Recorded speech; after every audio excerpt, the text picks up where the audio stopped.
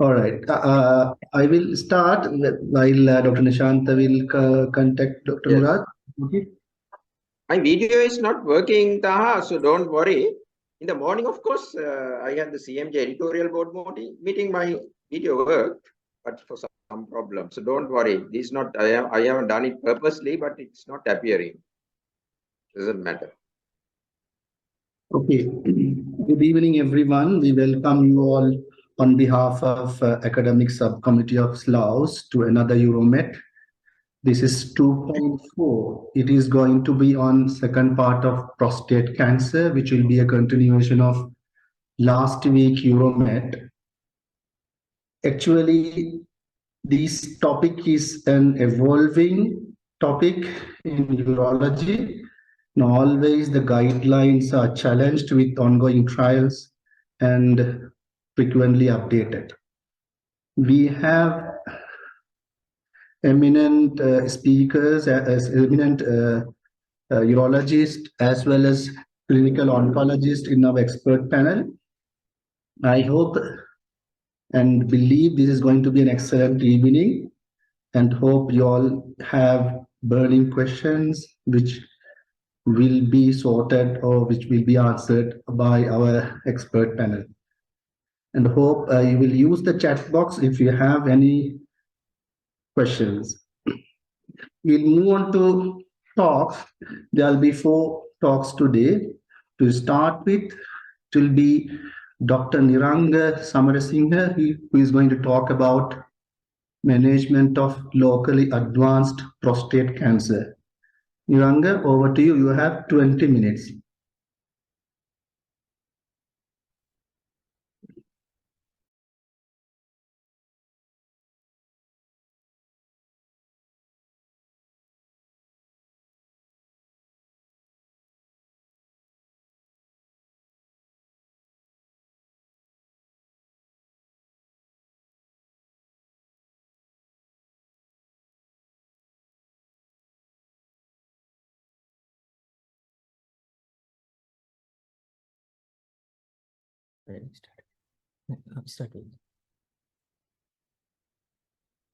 Hello, sir. Can you hear me? Yeah, clear. Okay, sir. I'll start. Today topic is this locally advanced prostate cancer and its management. I'm Dr. Samar Singh, Senior Registrar in Urology from NHSL.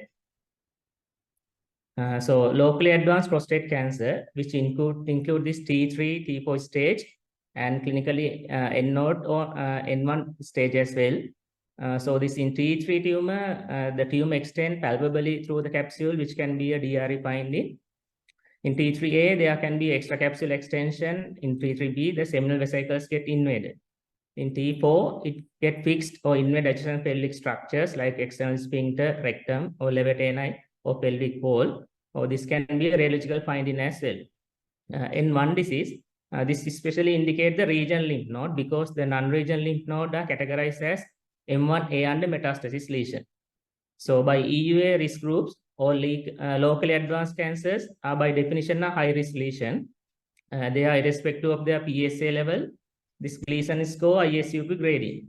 So this locally advanced prostate cancer, they need evaluation for this staging and to exclude metastasis. So CECD, chest, abdomen, pelvis, and the bone scan is a must. And current evidence there is regarding this prostate-specific membrane antigen PET scan. There are newer evidence regarding the PET scan usage as well. So for the locally advanced prostate cancer, the available treatment option. In this category, we have the option of watchful waiting as well. This is for life expectancy less than 10 years friable patients who are not fit for this local therapy or adjuvant therapy treatment. During this follow-up, if the patient develop any progression, we can offer them ADT as well. So there's an option for watchful waiting in this category. Then we have the local therapy to control the prostate cancer locally, and the adjuvant therapy for the maintenance of the therapy. The available local therapy option are the radical prostatectomy with pelvic lymph node dissection and the radiotherapy.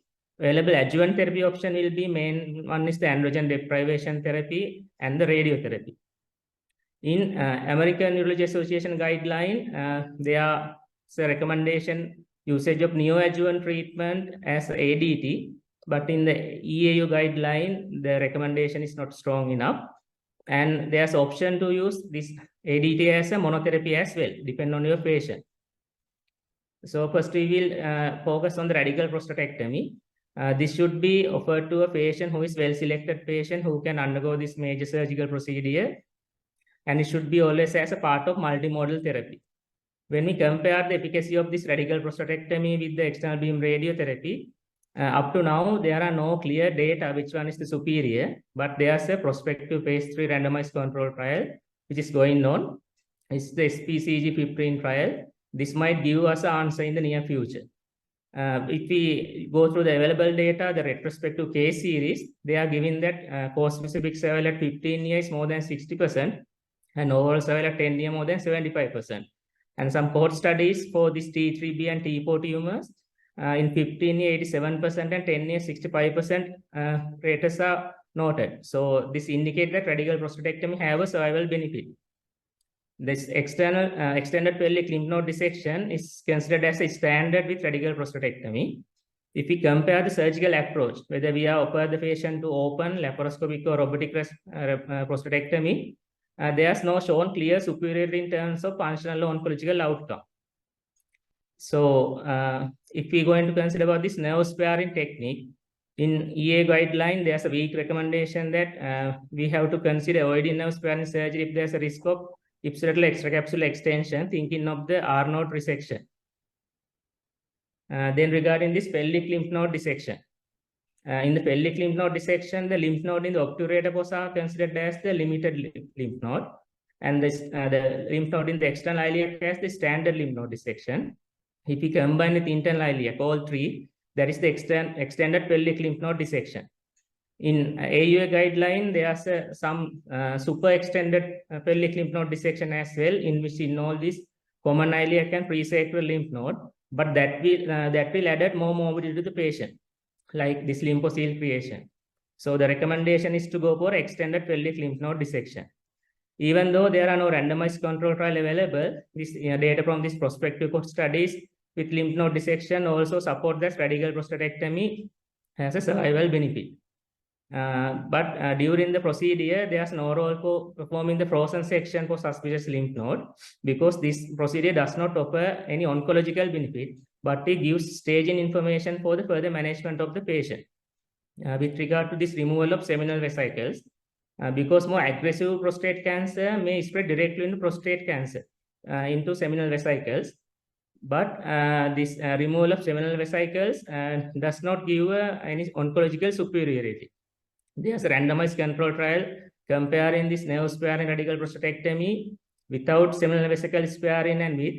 There were no difference in this margin positivity, PSA recurrence, or the side effect like erectile dysfunction. Then we consider this adjuvant treatment after radical prostatectomy. In EA guideline, if the patient is PN node with the ISVP grade 4, 4, 5 or PT3 lesion, even though margins are positive or negative, we should offer patient adjuvant this intensity modulated radiation therapy. As Taha has mentioned in our group, this intensity modulated radiotherapy is a radiotherapy where when the radiation beam is close to the tumor, it will increase the intensity, and it's away from the normal when it's away from the tumor, it will reduce the intensity to prevent the lateral collateral tissue damage. And we can use this volumetric modulated arc therapy. In there is the newest technique where the radiation therapy treatment, the time is reduced to in minutes time, and it has this rotational arc which can give multiple beam to the cancer, so which is more specific and targeted treatment, and it should always guided with the image guided radiation therapy, in which we are using this 3D reconstructional CT with real-time imaging, because it can detect even 1 millimeter difference during the procedure, because this with bladder filling and rectal movement, patient movement, there can be difference during the procedure. So it can detect even 1 millimeter change in the position. And there are recommendations for this adjuvant androgen deprivation therapy as a long-term treatment for 2-year duration after radical prostatectomy. The usage of adjuvant chemotherapy is still ongoing research and ongoing topic. In AUA guideline, as I mentioned, there's a place for neoadjuvant androgen deprivation therapy as well. And when we consider in this newer research, the concept of the salvage radiotherapy versus adjuvant radiotherapy, like this radicals RT phase 3 trial, there are some evidence shows that even usage of salvage radiotherapy might have the same treatment outcome as adjuvant radiotherapy. Still, the guidelines are not updated on recommendation. When we consider the radiotherapy, that randomized control trials have shown this better overall survival when we combine with long-term androgen deprivation therapy. So it will give a better oral survival than androgen deprivation therapy or radiotherapy alone. The combination has the highest overall survival. We can use, as we mentioned, IMRT, VMAT or IGRT combined is the best approach. So this combination with long-term androgen deprivation therapy, we can combine it with abiraterone to C-node, M-node disease if they have two high risk factors. This clinically T4 tumor, Gleason score more than 8, and PSA value more than 40 nanogram per milliliter. The recommended radiation dose for this external beam radiotherapy is 76 to 80 gray. It can be given as 5 days a week cycle for 8 weeks, but this total dose might differ according to the oncologist preference and the patient characteristic. And then regarding the usage of brachytherapy as a radiotherapy option, we can offer this low dose or high dose rate brachytherapy boost with combination of our normal radiotherapy regime to a patient who are having a good urinary function and NCCN unfavorable high risk or locally advanced disease patient. Here we should consider patient prostate volume more than 50 or less than 50, or whether patient has underwent previous TURP or not. If we consider the advantage of this IMRT and VMAT radiotherapy, this will significantly reduce acute and late grade 2 GU and GI toxicity. It also shows that it achieves better PSA relapse-free interval and short treatment time. But common toxicities like dysuria, frequency, and urinary symptoms and GI symptoms will be there. And the concept of this fractionated radiotherapy. This fractionated radiotherapy concept is the radiotherapy utilizes the difference in DNA repair capacity in these proliferative and solely proliferating cells. Prostate cancer analysis that shows that it has a slow proliferation rate. So now the trend is there and evidence is there for usage of this hyperfractionated radiotherapy more effectively. When it comes to this clinically lymph node positive stage, CN1 M node disease, on presentation, about 5 to 10% of newly diagnosed patient may be having this N1 disease level without any bone or visceral mets. Usually detected by CECT, chest abdomen pelvis or bone scan. But as I mentioned, the imaging evidence is for this PSMA PET scan. It has shows that randomized control trial, it has 32% increased accuracy to detect this lymph node metastasis and the T stages. So the available option for this lymph node positive patient will be the local treatment option, either radical prostatectomy or radiotherapy, and long-term androgen deprivation therapy. Here also retrospective study shows increased cause-specific survival and overall survival with this treatment. And when we compare 5-year overall survival, will range from 75 to 90% when compared with androgen deprivation therapy alone. If we compare this radical prostatectomy and radiotherapy, there's no statistically difference proven at the moment. So when there's a lymph node involvement in the pelvis, in this patient group, we have to add the radiation to cover this pelvic lymph node as well. So there will be radiation to the prostate plus pelvis in combination with long-term androgen deprivation therapy and 2 years of this abiraterone to N1 patient. In this American guidelines, the recommended radiotherapy dose is around 45 to 52 gray. In this lymph node patient, the evidence to addition of brachytherapy has not shown any improvement in overall survival. And they have tested whether the usage of this intensified systemic therapy, with abiraterone, docetaxel, and solendronic combination. They have done a subgroup analysis in this Stampede multi-arm randomized control trial, but it does not show any significant overall survival benefit. So the current EU recommendation is, if a patient is having this lymph node status after extended lymph node dissection, we should give them this remanagement option, depending on the patient and tumor characteristic. We can offer them this adjuvant androgen deprivation therapy or adjuvant deprivation therapy with additional radiotherapy, or whether we can offer them this expected management option. If the patient is having external lymph node dissection with less than 2 nodes positive and PSA level is relatively low. So this decision should be taken in the MDT decision with the histopathologist, clinical oncologist, and the urologist combination with the patient factors. Then we can consider what are the other options as a primary treatment. There are currently investigational therapies like current cryotherapy, HIFU, and focal therapies. But in this locally advanced disease, there's no place for usage of those treatment, only in this clinical trial settings only. And another option is whether we can use this androgen deprivation therapy as a monotherapy. This EORTC 30891 trial, they have used around 985 patients with a median follow-up of 12 years. So this overall survival favored immediate treatment, but there was no difference in disease-free or symptom survival observed. So it raised the question of the survival benefit. So therefore, we can offer for this option for a patient who are not fit enough for this radical prostatectomy or radiotherapy. Immediate androgen deprivation therapy, we can offer to a patient who is in PSA more than 50 nanogram per milliliter and who is in progressive disease, where PSA W time less than 12 months, and those who are symptomatic.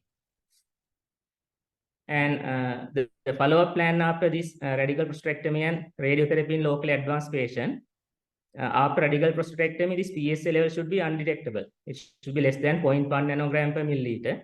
So if there's any rise during follow-up, it should indicate a residual tumor, and it's a PSA relapse.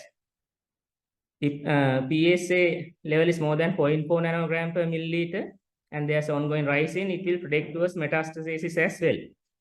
If the patient has underwent radiotherapy as a local treatment, in there's increased PSA more than nadir plus 2 nanogram per milliliter value. This nadir value is the lowest PSA value observed after radiotherapy treatment. If there's increasement of PSA level, plus 2 will predict metastasis disease. Clinically, we can assess whether during DRE whether there's a palpable nodule, and with rise in PSA will hint towards a local recurrence at the surgical site. So because of this, our follow-up plan should be the history, examination of DRE and PSA, and 6-month assessment. The routine imaging is not recommended. Imaging should only be done whether this image is going to affect our treatment plan or not on decision.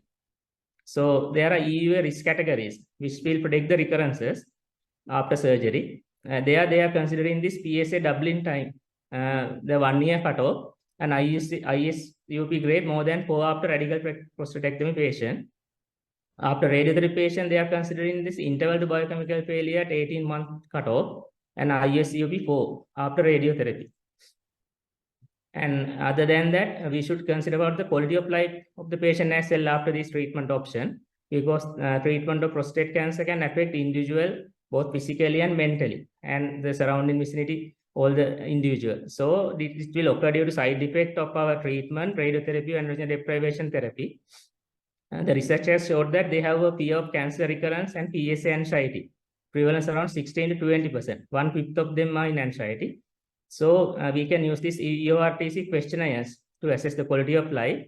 To prevent that, we should upgrade our system to a combined nurse-led psychological support and physiotherapist-led multidisciplinary team on patient rehabilitation and follow-up to improve the quality of life in this patient. Niranga, you have good.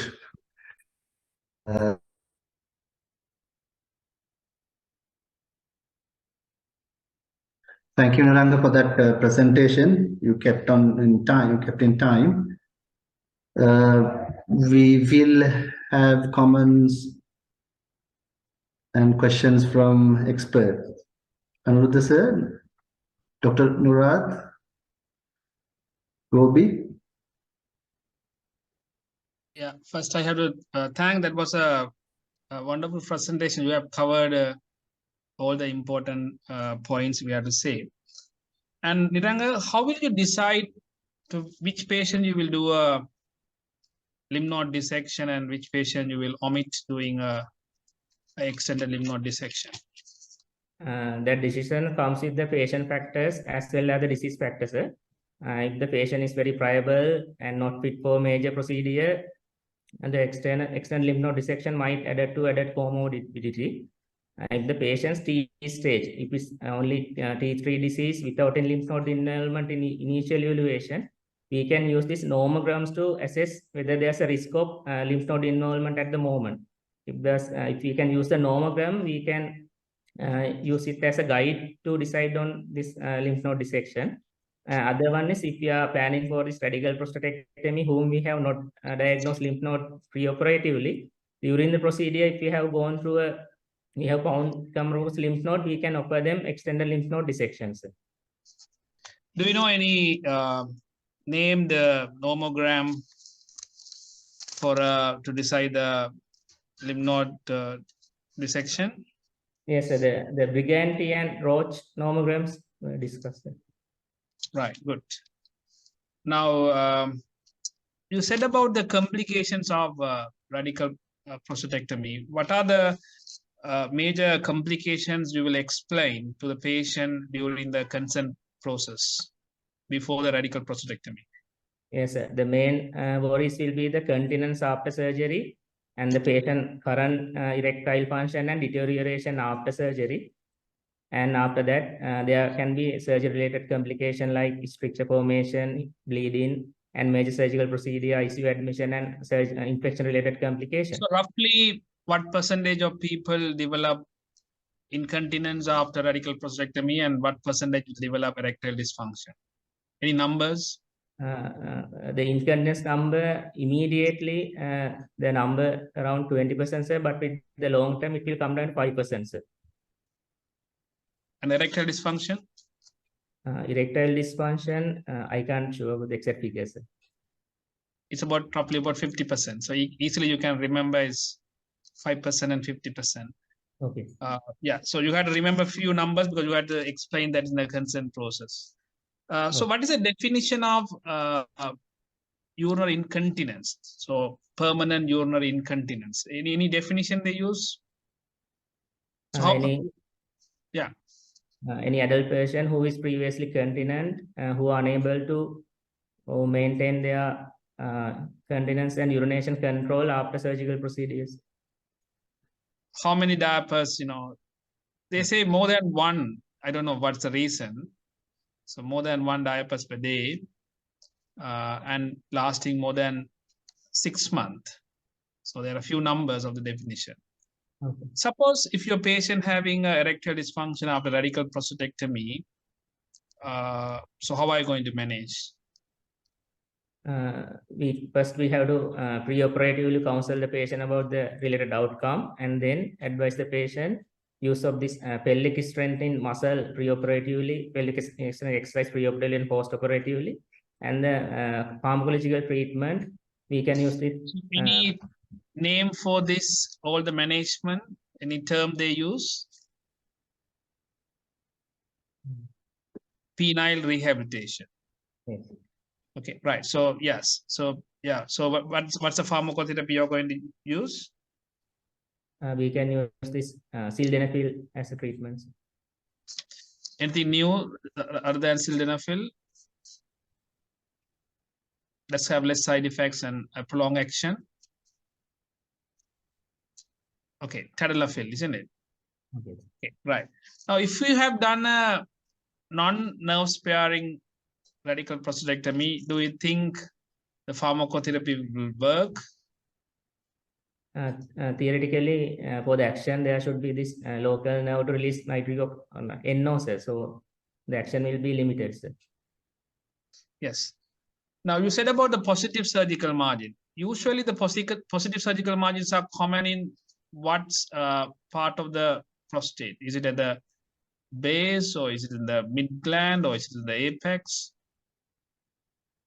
More toward the apex of the prostate, sir. Yes. So usually the apex of the prostate. Now you said about radiotherapy. What is the physiology behind the radiotherapy? How this radiotherapy kills the cells, cancer cells? In normal cells, there's a cell cycle going on with DNA replication, sir. So in some cells, the DNA replicate, the cells who have high growth rate, their replication rate is more, and some cells, the replication rate is low. So this DNA, this radiotherapy will damage the DNA bonds and will cause the apoptosis of the cells, sir. Okay, so they are ionizing radiation, and this release the photons, isn't it? Right. Now, you know anything about Zyberknife? What is that? No, sir. It's a more focused stereotactic radiotherapy. Dr. Nurad know more than me. And you said about gray, giving 72 gray or 74 gray. So what do you mean, understand by 1 gray? It's a gray is a unit we use to measure the amount of radiations the patient is exposed. When we are talking about this radiation exposure for the healthcare worker, we are using this millisievert. So 1 millisievert is equal to 1 milligray, sir. So it's measuring the radiation given to the patients. This is gray is the one we used for a, Patient how much? Yeah, it's a 1 joule delivered, 1 joule. So roughly is 1 joule is a 1 gray. Okay, the millisievert is for used for a radiological investigation to see how extent they cause damage to the patient. That's a millisievert. So this is a gray, right? Yes. Okay. You said about LDR and HDR. Of course, they are not available in Sri Lanka. What is the basic difference between the low dose rate brachytherapy and high dose rate brachytherapy? When the dose rate is high, sir, there's a more tissue. How they deliver in a LDR and how they deliver the radiation in HDR? The difference is in one we are using this temporary implants, and other one we are using a permanent one, sir. And the amount of radiation given is depend on this implant. Which one we use seeds, implants into the prostate? Which one we use plastic tubes temporarily to deliver the radiation? This low dose one we can use the seeds, sir. Okay, so what's the advantage of HDR over the LDR? The side effect profile is lesser, and this usage, whether the usage of this permanent or temporary implant, there's a difference. Suppose if a patient having a seeds brachytherapy, do we give any advice when we discharge, or do we have to give any advice? When there's implantable seeds, the immediate family members have to follow this radiation precautions, especially pregnant and children. Okay, so what kind of distance they have to maintain? Read about it. Okay. And the type of the radioactive material they use also different. Okay. One is iodine 125, and there's a different, right? Good. And you said when you say the undetectable PSA after radical prostatectomy, Yes. you said a number less than 0.1 nanogram per ml, sir. Yeah, just make sure is it 0.1 or 0.01? Okay, sir. 0.01, I think. Yeah. So, Okay. Anurudha sir and Nurad, sorry, I asked a lot of questions. Okay. Sir and Dr. Nurad, you can ask. Nurudha sir, we can't hear you.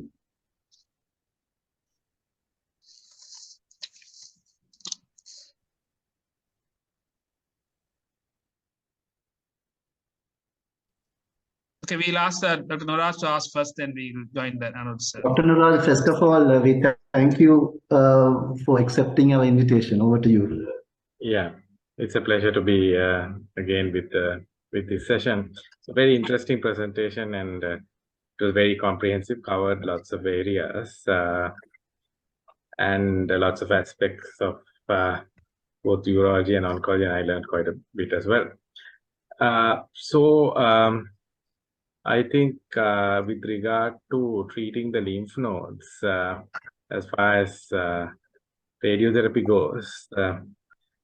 I mean, it's the thing about prostate cancer is, I mean, Aniruddha sir will agree with me, from screening to treatment of castration-resistant prostate cancer, whatever stage, it is a disease of controversies. There are lots of controversies, lots of options, no real consensus. And so that's one of the problems.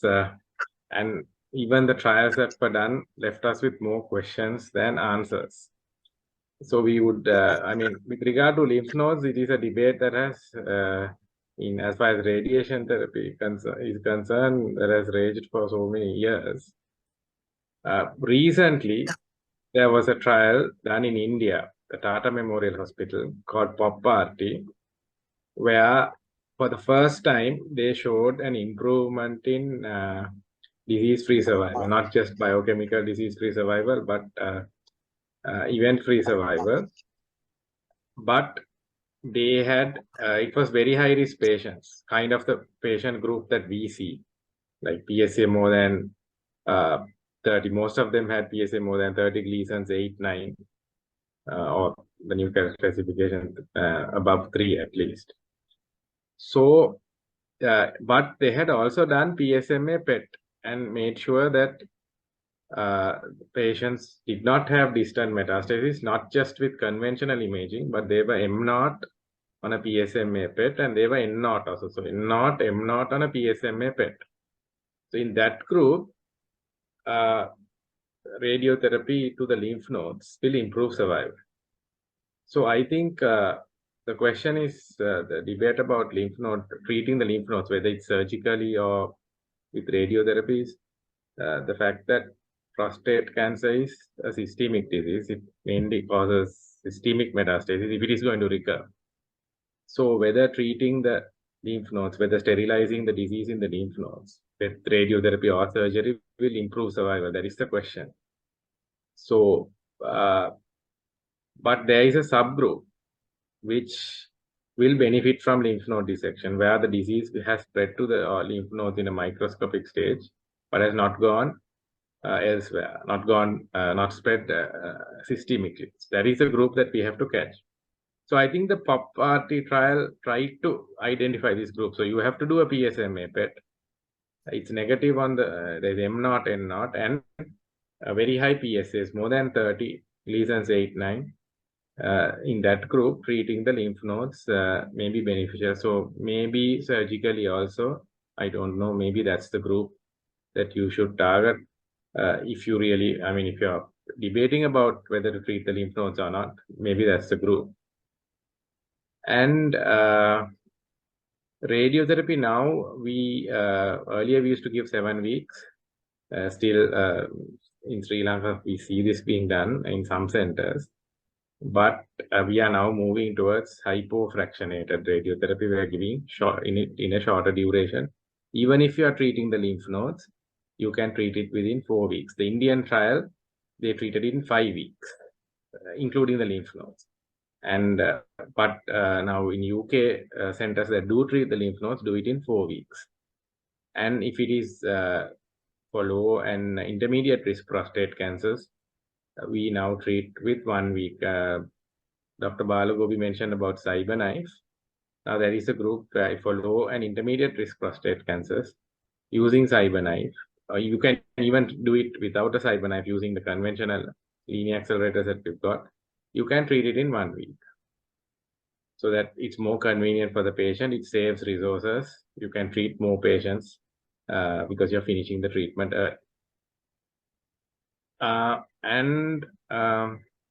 With regard to adjuvant radiotherapy, again, you touched on another area of controversy.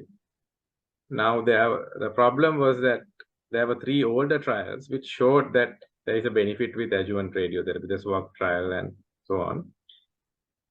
But there were 3 modern trials done recently, which the Radicus trial, which you mentioned, and the GETUC trial, they did not show a benefit with adjuvant radiotherapy over salvage radiotherapy.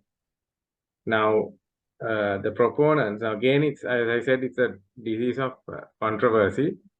So those who advocate against sort of adjuvant radiotherapy say that in the older trials, that is the SWOG trial, the salvage radiotherapy was initiated later. They waited until the PSA sometimes rose up to 2. So whereas in the other trials, they initiated, the modern trials, they initiated salvage radiotherapy when the PSA rose up to 0.2. So ideally it's 0.1. That's the threshold if you are delivering salvage radiotherapy. So post prostatectomy, if the PSA rises up to 0.1, then you have to treat with salvage radiotherapy. Now, so if you do that, the radicals and the modern trials say there is no benefit with giving adjuvant radiotherapy, and you can avoid treating half the patients. Only 50% of patients, even in high risk group, will develop a biochemical failure following radical prostatectomy. So if you're giving adjuvant radiotherapy, you have to give it to every patient. Whereas if you wait until the PSA rises to 0.1, you can avoid giving radiotherapy to half your patients who are treated with radical prostatectomy and are in the high risk groups. That being said, there were criticisms about the modern trials because they did not have many patients with Gleason's 8-9. And if you wait, we know that Gleason's 8-9, they may not secrete PSA that much. So if you're relying on PSA as a marker for salvage radiotherapy and your tumor isn't producing PSA, then you have a problem. So still there are radiation oncologists who don't believe in this in these 3 trials, and they advocate treating adjuvant radiotherapy, particularly for the patients with Gleason's 8-9 group and the T3 group. So again, a disease of controversy. If you are treating with radiotherapy with adjuvant or salvage, generally you would, evidence shows that it's better to include the lymph nodes also. Should you be treating with androgen deprivation in the post-operative setting? The radicals trial again showed that if you give 2 years of androgen deprivation therapy, there is a benefit, but not with 6 months. So again, it's controversial. And yeah, so that's basically what I have to say. With regard to systemic treatment, so for the N1, you mentioned C1, that is, N1 M0 category, actually the Stampede trial did show, not the original arm, but a recent publication where they compared abiraterone and abiraterone versus, there were 3 arms there: standard of care, abiraterone and enzalutamide together.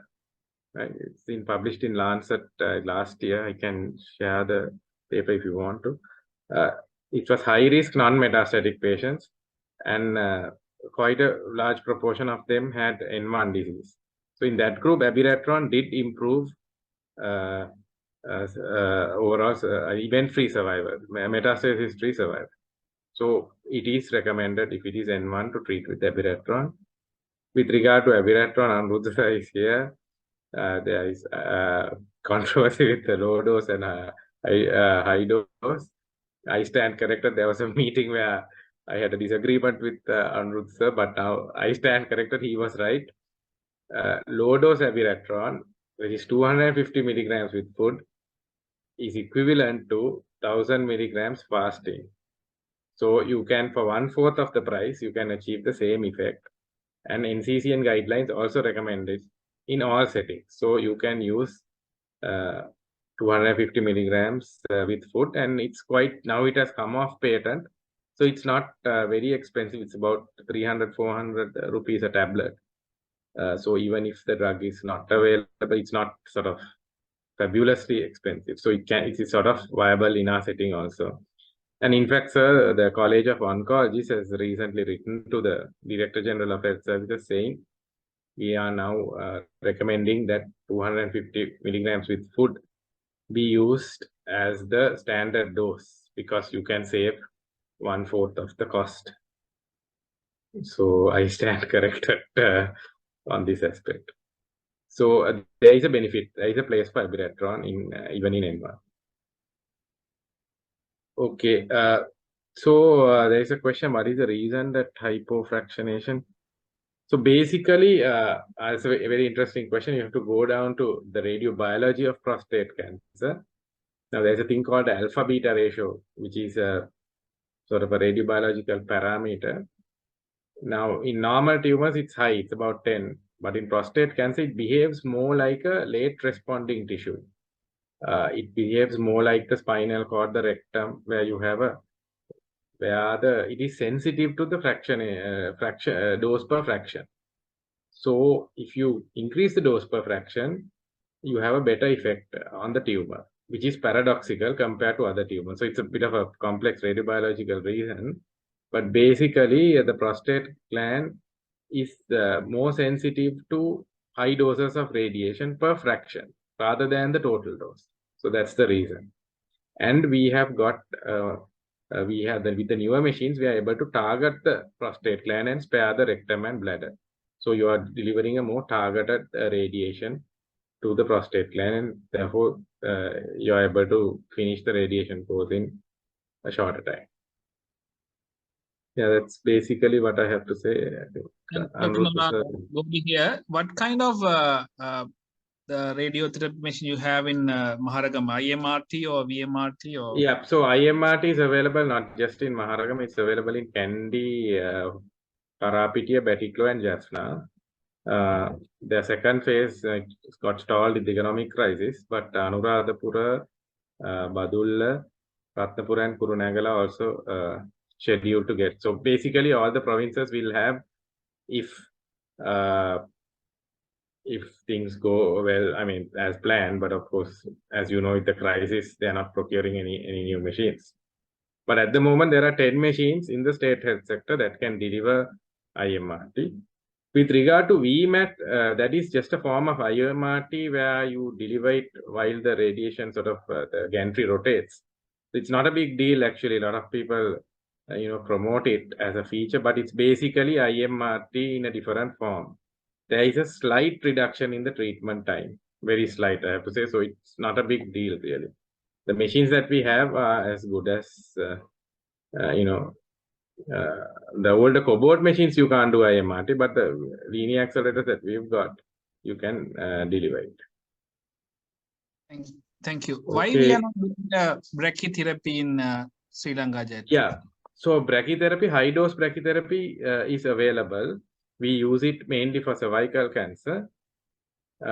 We can treat prostate also. You have to have the templates are there, and you can use it.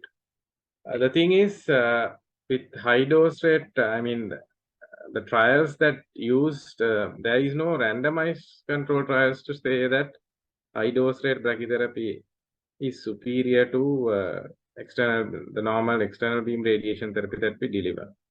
The trial that was the only trial that attempted to answer this, the problem was that the external beam dose was lower. By the time the trial got published, the standard of care changed. So because of that, no conclusions could be reached. So there is no evidence to say that giving brachytherapy will improve survival. With regard to high dose rate monotherapy, that is just without external beam radiotherapy, studies have shown that the results are a bit inferior to external beam radiotherapy. So that is no longer sort of practiced except in very few centers. What is done is high dose rate brachytherapy boost in combination with external beam radiotherapy.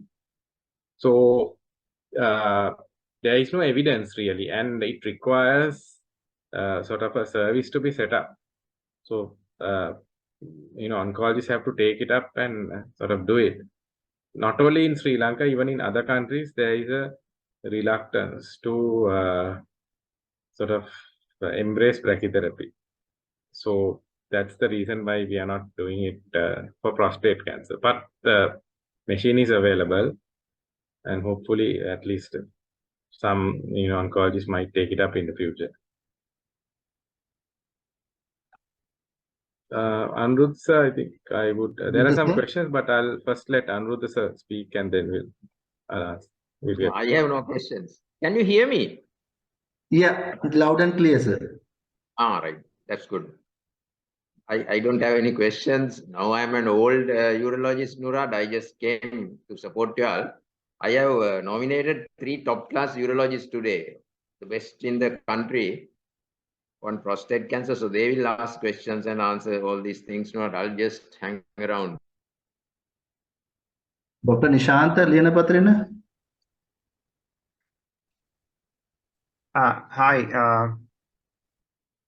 Hi, Nurad. Thank you so much coming and sharing your thoughts with us. I think we had a very interesting discussion.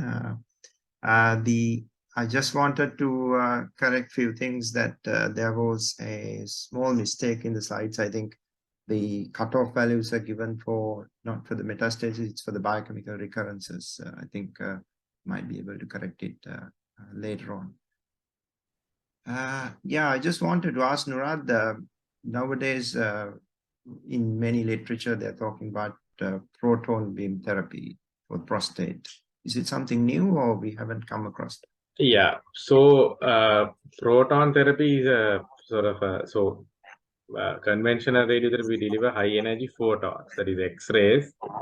They mainly interact with water molecules and create sort of ionized water molecules that go and damage the DNA.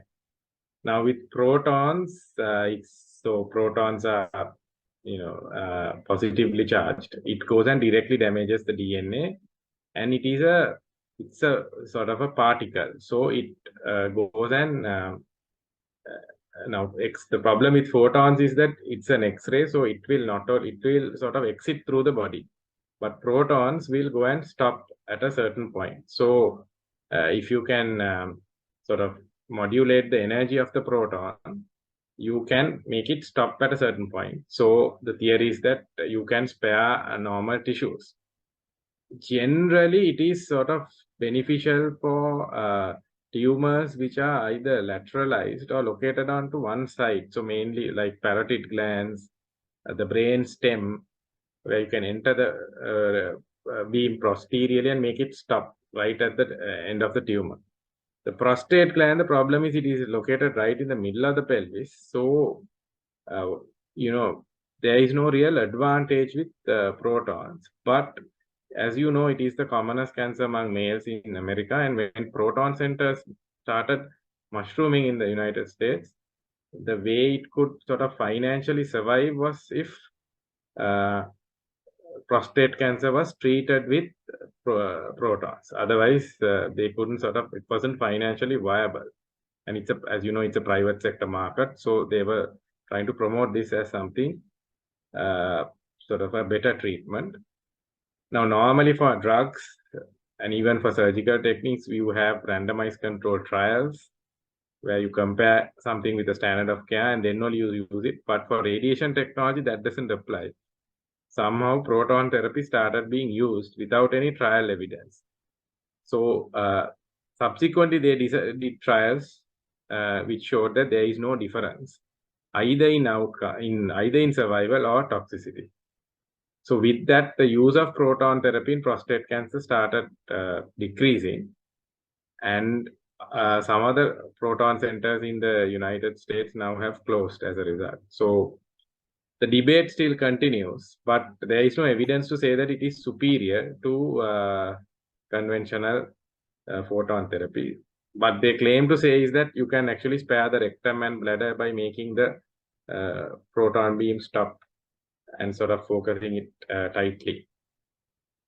So, but there is no real advantage, proven advantage. Okay.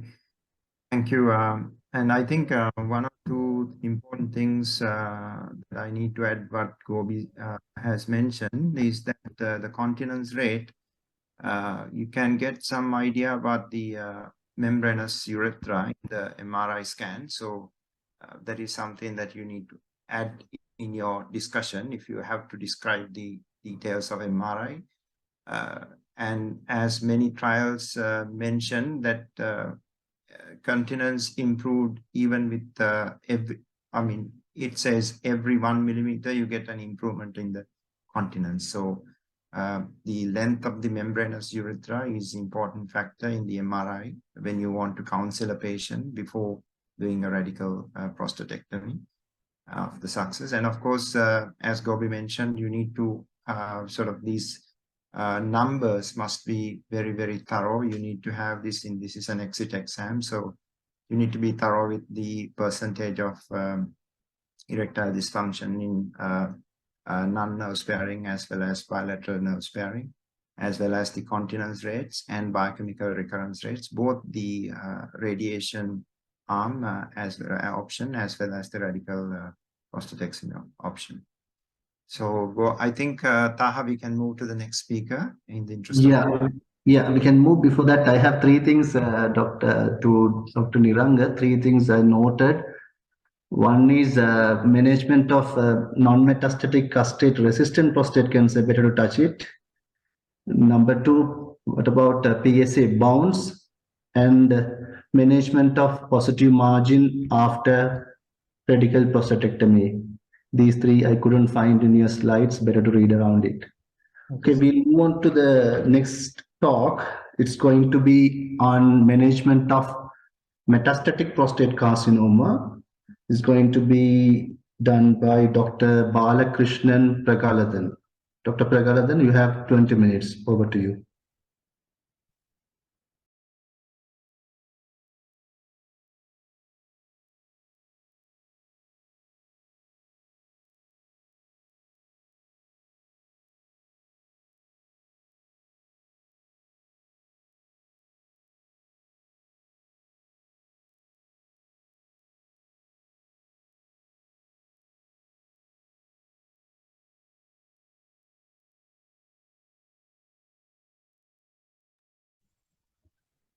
So can you all see my slides, sir? Yes, can hear as well. Okay, sir. Thank you. So good evening, sir, and colleagues. And today I'm going to talk on the metastatic prostate cancer. So the metastatic prostate cancer, the patient can present initially with the metastatic disease. In the it can be asymptomatic or the symptomatic. So in the asymptomatic condition, when we are screening for the metastatic screening for the localized intermediate or high risk group or the localized advanced cancer, or the patient can present with the symptomatic such as the bone pain or pathological fracture or the impending spinal cord compression. Or the patient can present with the late as followed by the local treatment for the prostate, and during the follow-up, patient can develop the metastasis. As a treatment purpose, we can divide it into the hormone-sensitive metastatic cancer as well as the castration-resistant metastatic cancer. So prostate cancer, we can spread through the lymphatic as well as the hematogenous spreads through the most common sites are the bones, mainly the vertebral bones and the pelvis, and other things are the lungs, liver, and brain, and the lymph nodes outside the pelvis. So common symptoms are the bone pain. It's particularly in the pelvis, ribs, and the skull and spine, and then other complication of the bone skeletal related events such as the pathological fracture and the hypercalcemia and impending the spinal cord compression. And other features as unexplained weight loss, fatigue, anemia, and the respiratory symptoms as well as the constipation. So PSA level in the metastatic prostate cancer, generally the PSA levels are high with the metastatic cancer. So, and if it is more than 100, there is a suggestive for a metastatic disease. So it's around 70% of the patient who are having that more than prostate PSA level more than 100 found to have metastasis. So during the M staging, so traditionally we are doing the bone scan with the abdominopelvic contrasting chest and pelvis. So the bone scan is a technetium 99 bone scan is a conventional imaging technique evaluating the distribution of active bone formation in the skeletal related to the benign as well as the malignant disease. Is around sensitivity around and the specificity around 80%. Then the fluoride PET CT and the choline CT, so both have a similar to the bone scintigraphy, but only it only assesses the presence of bone metastasis, but having a similar specificity and the superior sensitivity to the bone scintigraphy.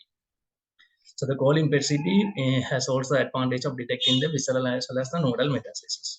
Then the diffusion weighted whole body and axial skeleton MRI are more sensitive than the bone scan and targeted conventional radiography in detecting the bone metastasis in the high risk prostate cancer.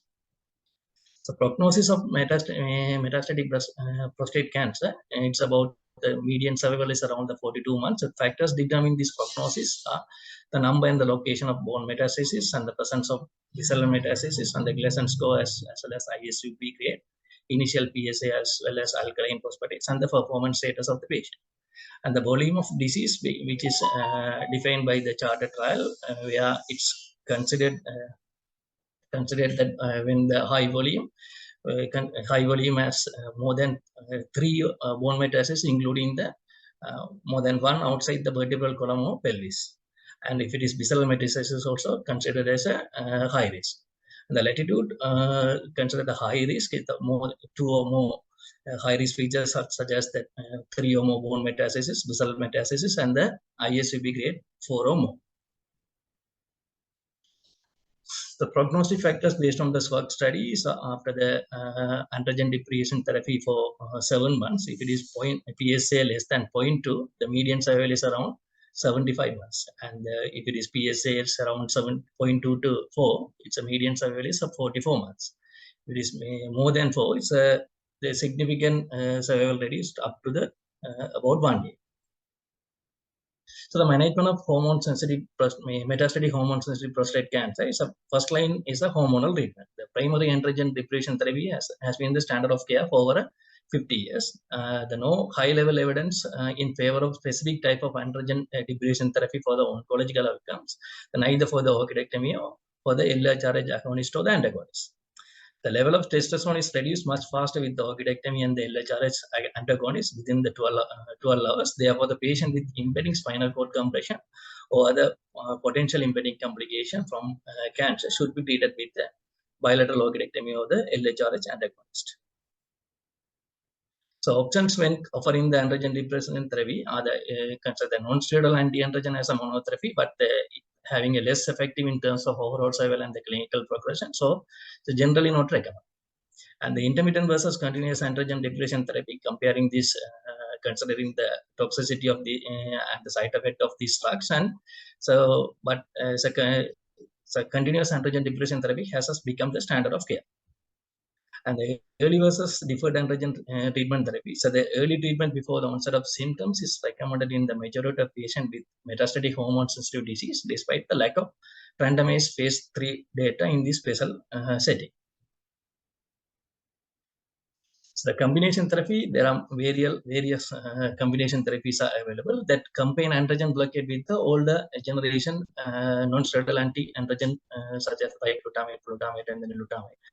So where that only having it provide the small survival advantage. The generally the combination with the older generation anti-androgen, so they should only be considered if other combination therapies are not available.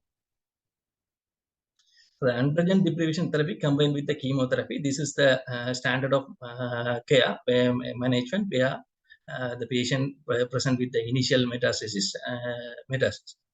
Where the subgroup analysis from the GUGFU and the charted in the beneficial effect of the addition of docetaxel to the androgen deprivation therapy was most evident in men with the de novo metastatic high volume disease. There is a significant improvement in survival. In a 4-year survival is of 9%. So based on this data, upfront docetaxel combined with the androgen deprivation therapy was considered as a standard of in men presenting with the metastasis at the first presentation. Another combination is the combination with the androgen receptor pathway inhibitor alone, such as the arbitrum, apalutamide. So randomized control trials such as the Stambit and the latitude. The addition of arbitron acetate plus prednisone to androgen deprivation therapy in men with metastatic hormone sensitive prostate cancer shows the significant overall survival benefit. This is the trial that when in the Stambit trial, when added with the androgen deprivation therapy with the arbitron acetate with the prednisone, there is a improvement of 3 years survival is about 7%, and the latitude trial says it's a 3 years survival was improved with about 17%. Another combination is a combination with the docetaxel and the androgen receptor pathway inhibitor. On the peace trial, the addition of arbitron to the androgen deprivation therapy and the docetaxel has been reported to be benefit in radiographic progression-free survival as well as the overall survival. So the triplet therapy could be become the standard of care for these patients. So when considering the treatment selection and the patient selection, there are several meta-analyses of published data concluding that combination therapy is more efficient than the androgen deprivation therapy alone. But none of the combination therapies has been clearly proven to be superior over another. As a consequence, patients should be offered combination treatment unless there are clear contraindication and any very short life expectancy. And the choice will most likely be driven by the fitness for the docetaxel, nature of the disease, such as the low or high volume and the synchronous or metachronous, and the patient preference, and the specific side effects, availability, logistic, and the cost. So the treatment of primary tumor in newly diagnosed metastatic cancer, there is a first reported trial evaluating the prostate radiotherapy in men with the metastatic castration-sensitive disease was the HORROR trial. Following the result from the charted low volume subgroup, there was a significant overall survival benefit by the addition of prostate radiotherapy when considering the low volume subgroup. And also the Stambit trials also saw the same benefit when the patient with less than bone metastasis. Therefore, the radiotherapy of the prostate only in patient with low volume metastatic disease should be considered. But there is no data available for, as a radical prostatectomy as a local treatment result of, but results of ongoing trials are awaited. And the metastasis-directed therapy in M1 patient. So the patient relapsing after the local treatment, metastasis targeting therapy has been proposed with the aim to delay the systemic treatment. So oligorecurrence defined as less than 3 lesion on the PET-CT or conventional imaging with the MRI or the bone scan. The recently combined results of STOMP and the ORIOL trial confirmed the significant improvement in progression-free survival in favor of metastasis-directed therapies using surgery with and the stereotactic ablative radiotherapy. So the EAU recommendation of patient with the metastatic hormone-sensitive prostate cancer, the combination therapy including the androgen deprivation therapy plus systemic therapy with all the M1 patient. They don't offer the androgen deprivation therapy as a monotherapy to the patient with whose first presentation in the metastatic disease if they have no clear combination contraindication for the combination therapy and have a sufficient life expectancy to benefit from the combination therapy. And offer the androgen deprivation therapy combined with the arbitron acetate plus prednisone or apalutamide or enzalutamide to the patient with the M1 disease and who are fit for the treatment.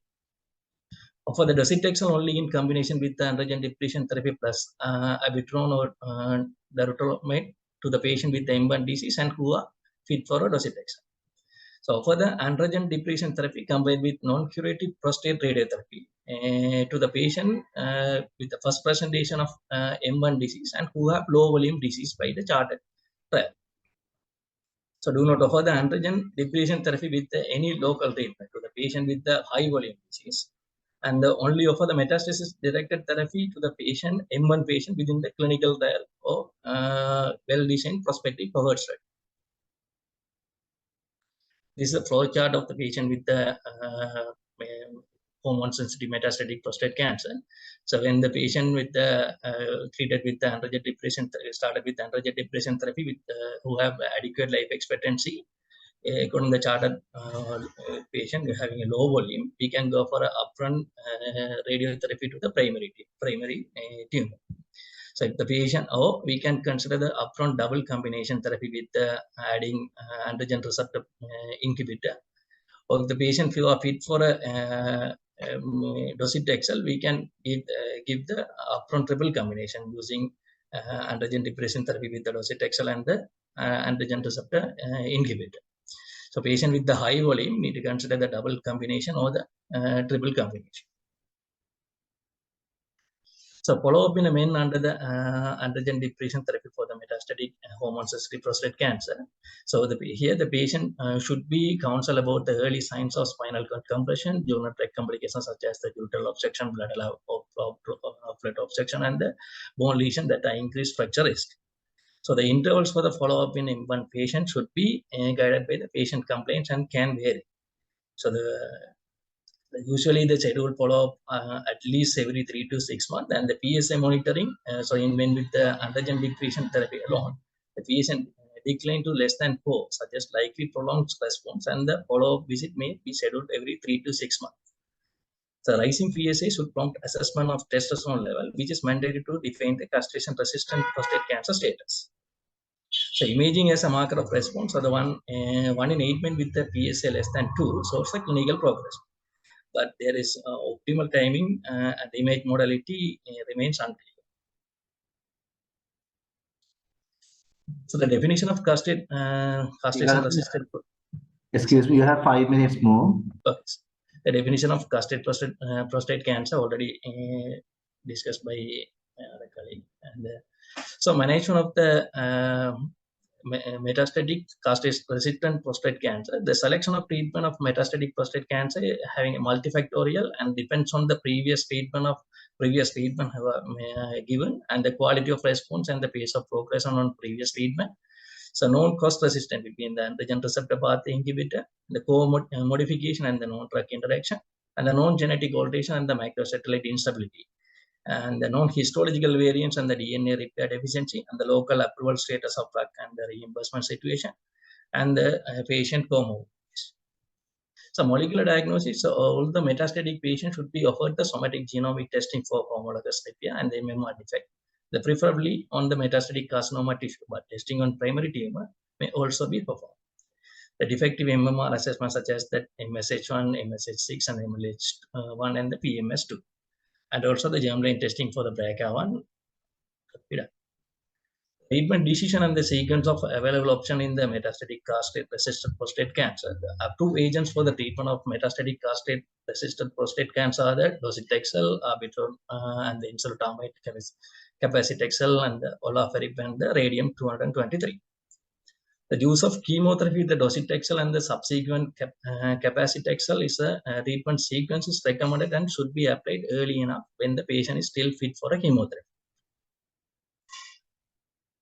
This is the EAU guideline for life-following treatment of castrate-resistant disease. So the first-line treatment of metastatic castrate-resistant prostate cancer, such as the giving arbitron, acetate, and enzalutamide, and the docetaxel. So the standard first-line chemotherapy is a docetaxel, giving 75 milligram per meter squared 3 weekly doses combined with the prednisone 5 milligram twice a day up to 10 cycles. So the independent prognostic factors such as the visceral metastasis, pain, anemia, bone scan progression, and the pre-estimation may help to stratify the response to the docetaxel. So when considered as a low risk with one factor only, the intermediate having 2 factors, and the high risk having 3 or 4 factors. And the significant difference of median overall survival estimates about 26 months in the low risk, and the intermediate risk about the 19 months, and the high risk about the 13 months. So the second line treatment for the treatment is giving cabazitaxel is a novel taxane with activity in docetaxel resistant cancer, and arbitron acetate after the docetaxel, and enzalutamide after the docetaxel, and giving a radium 223. So it's a bone specific drug that is associated with the survival benefit is the alpha emitter radium 223. It's having a significantly improved median overall survival by about 4 months. According to the Alston-Carrel, the radium-223 as compared with the placebo significantly improved overall survival in metastatic castrate-resistant prostate cancer. So treatment after the docetaxel and the first-line hormonal treatment for the metastatic castrate-resistant prostate cancer, we can give a hormonal treatment and the radiopharmaceutical, the prostate-specific membrane antigen based therapy, and poly ADP ribose pathway inhibitors such as the olaparib and the rucaparib. There are multiple sequencing treatments are there for the management. So monitoring the treatment, so the history and examination with the baseline blood test, such as the PSA, total testosterone level, and the full blood count, renal function, and the liver function, and the alkaline phosphatase, with the bone scan and the CT. And the PSA alone is not reliable enough for monitoring the disease activity. So even in the advanced castrate-resistant prostate cancer, visceral metastasis may develop without raising the PSA. So recommended as a combination of bone scintigraphy and the CT scan, the PSA measurements and the clinical benefit in assessing them with the castrate-resistant prostate cancer. So advanced prostate cancer consensus suggested the regular review and repeating the blood profile 3 monthly and the bone scintigraphy and the CT scan 6 monthly, even in the absence of clinical indication. So at least 2 of the 3 criteria should be fulfilled to stop or change the treatment with the PSA progression or the radiographic progression and the clinical deterioration. These are the recommendations for the systemic treatment of the EAU guidelines. So the palliative treatment in a metastatic prostate cancer, the critical issues on must be addressed when considering the additional systemic treatment, including the bone pain management, constipation, anorexia, nausea, fatigue, and the depression. The common complication due to the bone metastasis are the painful bone. We can treat it with the external beam radiotherapy, and the vertebral collapse or the deformity causing that spinal cord compression is an emergency. We can treat it with the high dose corticosteroids and urgent MRI as soon as possible. Then get the neurosurgery or orthopedic opinion to possible decompression and the fixation, or we can give the external beam radiotherapy as well. And other donor retention, secondary to the UO stricture or the blood clot, we can do the channel TURP. If it is stricture, we can consider the dilatation, and the patient can present with the ureteric obstruction where we can use the GG staining or the pectoralis nephrostomy, and rectal complication as a treatment as a rectal fistula, we can consider the urinary and the rectal diversion. Thank you, sir. Thank you, Prajarathan. We'll move to expert panel. Dr. Nurad. Yeah. Again, sort of a comprehensive presentation on on an overview of the management of metastatic prostate cancer. Again, it is, as I said before, this is again, you have the problem that is seen across prostate cancer. There are controversies. So starting off is the controversy on how do you define low volume and high volume, because chartered and Stampede had 2 different criteria. So basically, the higher number of high-risk marker, but the higher number of bone mets you've got, and particularly the outside the pelvis and the spinal, the vertebral column, then you're more in the high-risk territory. So for low-risk prostate cancer, we give a radiotherapy to the prostate gland, and that has to be done sort of within, certainly not later than 3 months after diagnosis. I have seen some patients being given, who are sort of after about 1 or 2, sometimes even 2 years after the diagnosis of metastatic prostate cancer, PSA is stable. I mean, PSA is undetectable. I have seen sometimes patients being referred to and also being treated. So certainly there is no evidence for that. The evidence is to treat the prostate gland with radiotherapy upfront at the time of diagnosis, and when you do androgen deprivation, when you initiate androgen deprivation therapy, certainly not more than 3 months later. Because the whole aim is to, the theory behind that is that you stop metastatic, you stop the spread of metastasis from the prostate gland. You sort of, even when you have limited meds, you can stop the prostate, the cancer in the prostate gland spreading further. Docetaxel again had a bit of a checkered course in the when you look at the treatment metastatic prostate cancer. It entered practice in the castration-resistant phase. Then Stampede showed that it is beneficial when you give it upfront, shown to be effective. Abiraterone, enzalutamide, and darolutamide in phase. The question then arose whether triplet therapy will improve survival. So 2 trials, the Peace 1 trial, which you wasn't mentioned, and the Arasens trial showed that. So Peace 1 was abiraterone, docetaxel, and androgen deprivation versus androgen deprivation plus docetaxel, right?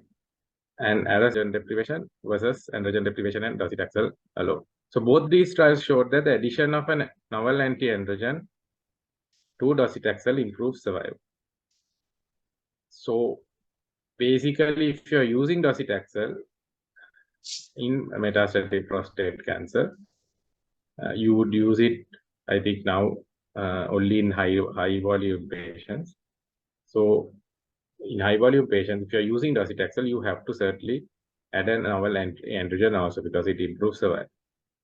Whether docetaxel can be removed is not known, because the trials did not have a ADT plus abiraterone, right?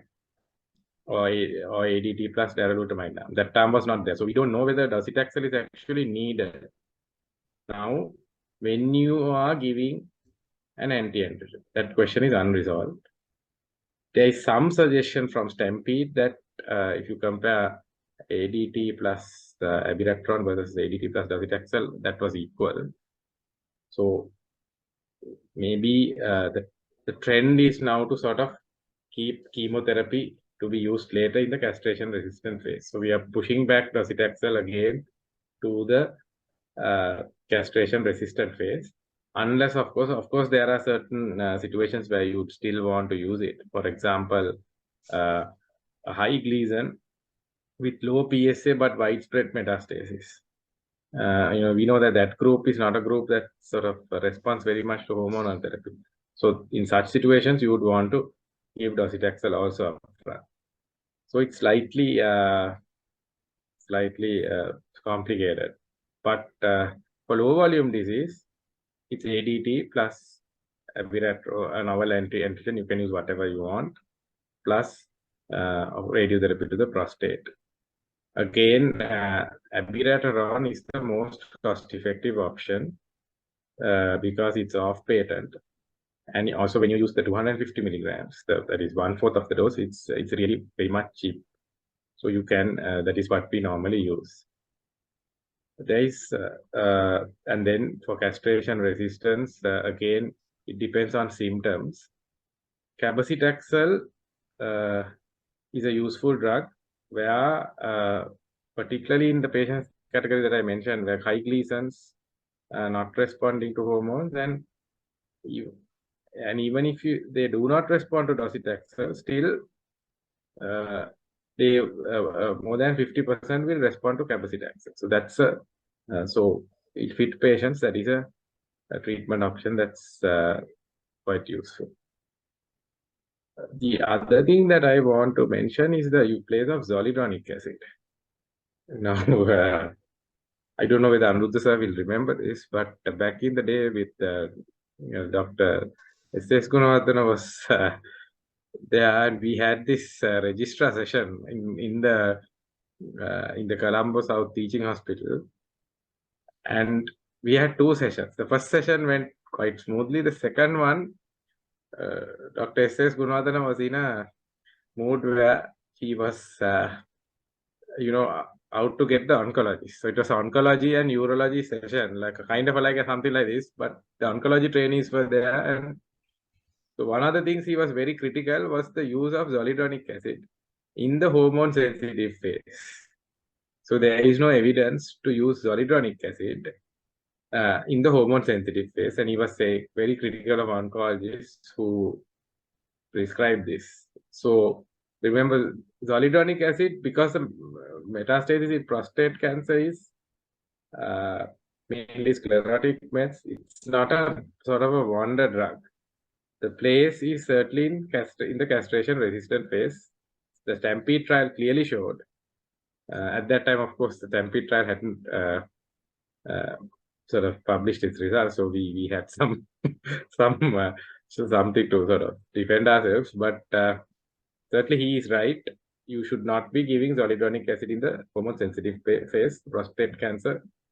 Sort of in the hormone-sensitive phase, the Stampede trial has clearly shown that.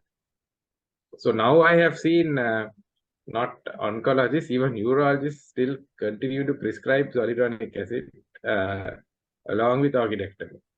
Certainly, there is no evidence, and I don't think we should be giving it. Sometimes I have seen it being given monthly also. There is certainly no place for monthly. You can give it 3 monthly if you really want to, but the place is in castration-resistant prostate cancer. And if there is one practice you want to change and you want to omit, certainly that is something that we have to consider.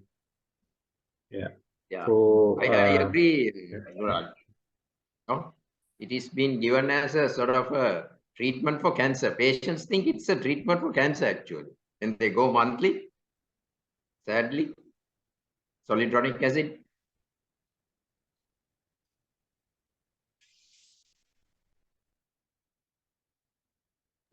we had a situation where we didn't have zoledronic acid also, and patients sometimes have to buy it outside also. So I think we should not be using it as a sort of a bone metastasis directed therapy, except in the castration resistant phase.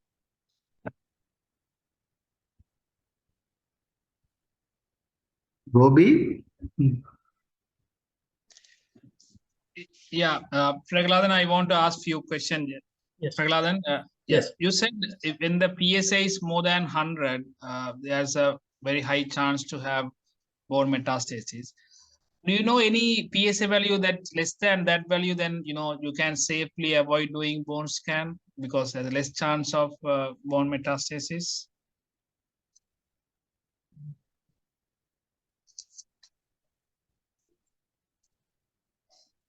Pragladan, can you hear me? Yes. Yeah. Okay. So any trainees, any value that you can, less likely to have a bone metastasis. So less than 10. Yeah, it's less than 20. The chance of having bone mets is 1 to 2%. But still, you have to remember, as Dr. Urad said, there are some aggressive cancer. They are not secreting the PSA. So they can have a widespread bone mets with the low PSA. And do you know what is a super bone scan, Prahlada? So choline PET CT is a super one because Super bone scan. When you will say a bone scan is a super bone scan. so I'm not sure. Okay, so read about it. Then what are the mimickers of metastasis in the bone scan? What are the things can mimic like a mets? So when the benign conditions such as the patient with the fracture with the healing and the Paget's disease also can mimic, and other Okay, maybe osteoarthritis or any arthritis conditions. Now, when you have a doubt, there's a bone. There is looks like a bone mets, but an MDT say no, it may be just a one lesion, maybe something else. So how to sort out that kind of situation? so where we can, if there is a advanced imaging that choline PET CT, we can differentiate from the benign from the malignant metastasis. But So, calling PET, whatever the PET, even it will be a hot spot when there's inflammation. You will have a hot spot, isn't it? yes. So anything else like gives more information? So yeah, we can consider if it is may take a biopsy from that area, we can consider the histology for that. What about MRI scan? Yeah, diffuse weighted and the MRI is also the axial skeleton. Right. MRI. Okay. And you said PET scan. We use a call-in PET in the prostate cancer. Why we are not using FDG PET that is commonly used for other cancers like renal cancers and other things? So call-in PET is specifically where the prostate cancer cells are more express this call-in kinase. So where the more sensitivity sensitive is. So what is FDG stands? So FDG is so actually that anaerobic metabolism, fluorodeoxy glucose. So where that anaerobic metabolism in. Yeah. So glucose is utilized more in metabolically active cancers. You know that prostate cancer is a less aggressive cancer and less metabolically active. So FDG is not much useful in a prostate cancer. That's why we go for a call-in PET. Then you said orchidectomy brings the patient to the therapeutic androgen deprivation level so quickly. And what is the relationship between the orchidectomy and LHRS antagonist and LHRS agonist? Duration-wise, which is the best? So orchidectomy, we can get less than 12 hours. So the LHRH antagonist, it's about 24 to 48 hours. Okay. And with, what about the agonist? It's take about 14 to 28 days to bring down the normal levels. So just remember, orchidectomy 3 hours, antagonist 3 days, agonist 3 weeks. 3 hours, 3 days, 3 weeks.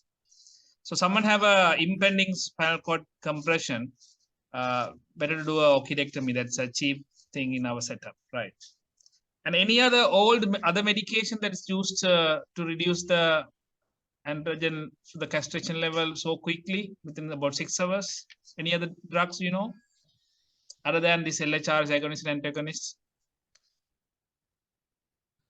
It's a famous drug, and I think our Arundha sir like it. Ketoconazole. That's also bring the androgen so quickly within 6 hours. And you discuss about giving prednisolone with the abiraterone. What's the reason to give prednisolone? So to prevent the hyperaldosteronism, sir, because when we are giving the abiraterone, there is a risk of hyperaldosteronism. To prevent that, we need to give. Right. Okay. Then you said the castration resistant definition, the testosterone level less than 50 nanogram per deciliter. Is it still the 50 or is the new guidelines, the number is different? So new guideline is numbers difference, I think. Yeah, it's less than 20. Yeah. Let's check it. Right. But you said we have to assess the radiological progression. You used the word. Yeah. So how do you assess the radiological progression of a prostate cancer while the patient on treatment? So we can assess with this bone scan or the call-in PET CTs. Okay, so in the bone scan, so okay, PET scan or soft tissue scan, when you know, how do you say is it progressing? Any criteria you use? Okay, again, so the criteria is a RECIST criteria, RECIST, response evaluation criteria in solid tumors. Just know the name, that's enough. Yeah, thank you. Arundha sir. Nothing Govi from me. I just want to ask Murad, just like your abiraterone that you all have recommended 250 is okay. I feel even bicalutamide, Murad, 50 a day is enough instead of 150 a day.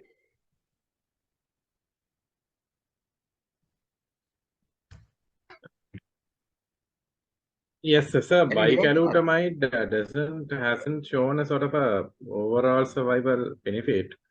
No, It I'm just is telling placed now. Sorry, sir, I couldn't hear you, sir. no, by bicalutamide, the recommended dose is 150 per day, no? Yeah. So 150, we normally use it. If after ADT, I use 50. 150, you Yes, can use it. If you have not done sort of castration, sometimes in localized prostate cancer, we Right. used it when we didn't have GnRH and sort of a lower intermediate risk patient. You don't want to do an orchidectomy. So that category we use 150. It causes sort of gynecomastia, and you have to co-prescribe with tamoxifen 20 every other day.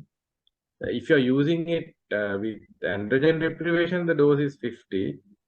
It did not sort of, there is a lot of a mild sort of a biochemical progression-free survival gain is there, but no overall survival difference. So I wouldn't really use it in this.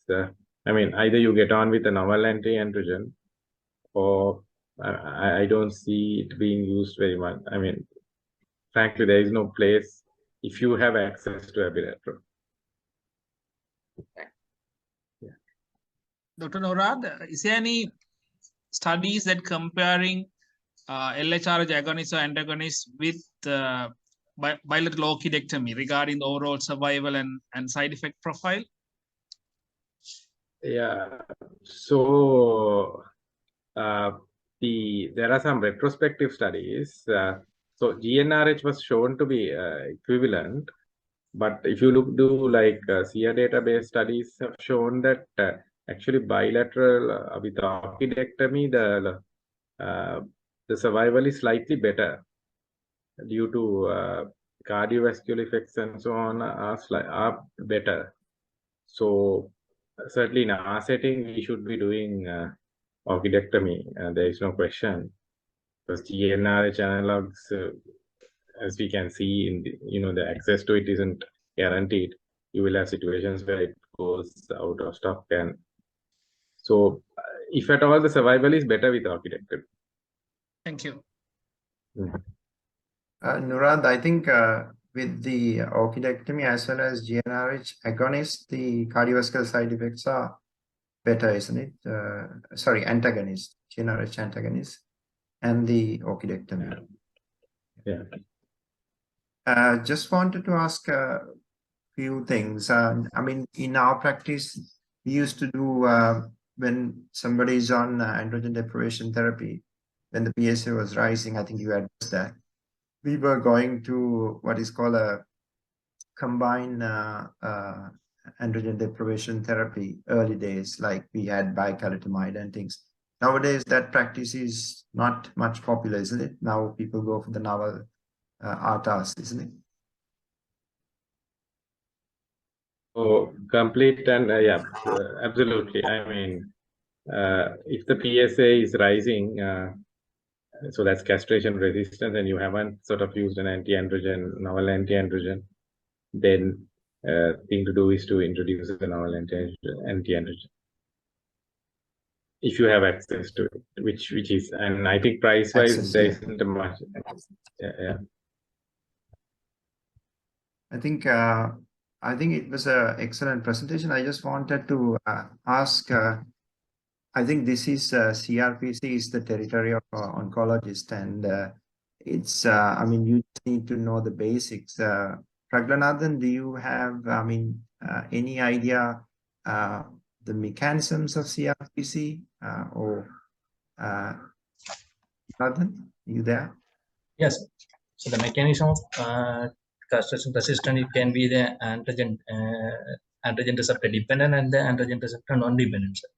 So in the receptor, in the dependent mechanism, so increase the intracellular antigen levels of the cancer cells.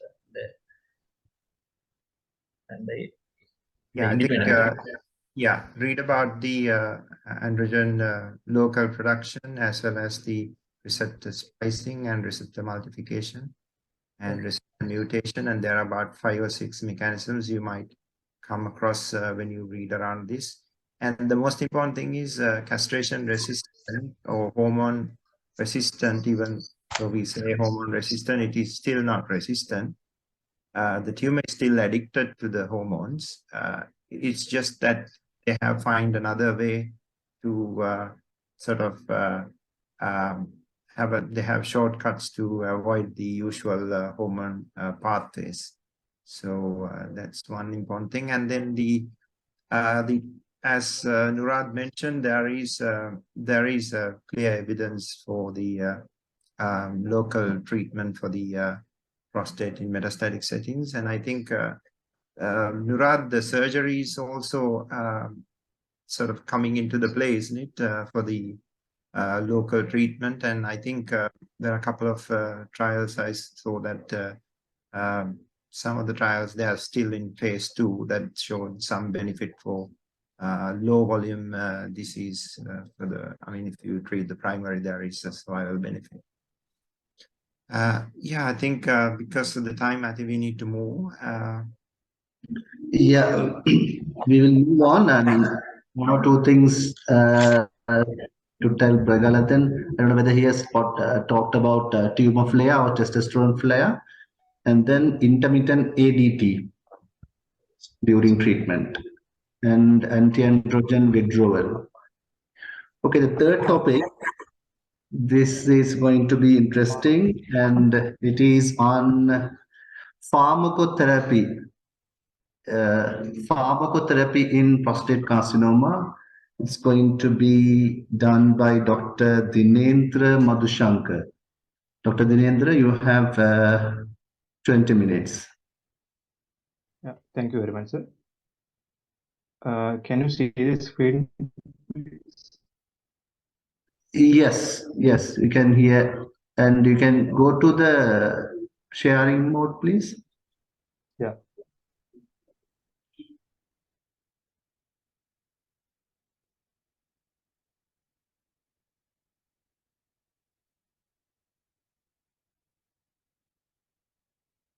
So is it visible now? Hello. Yeah, we can read it, but you can go to slideshow model. Perfect, be perfect. Right. Here I am going to discuss about pharmacotherapy in prostate cancer. And in pharmacotherapy, I am like to touch about androgen deprivation therapy, chemotherapy, bone targeted therapy, and immunotherapy. And before moving on to pharmacotherapy, bit of the prostate gland and prostate cancer behavior. Because not like other malignancies, prostate cancer is basically androgenic cancer. Means that it the progression, the behavior is mainly depend on androgen, which is the testosterone. And so a bit about how the gland gets this androgen level. Excuse me, Madhushan, your slides are not moving.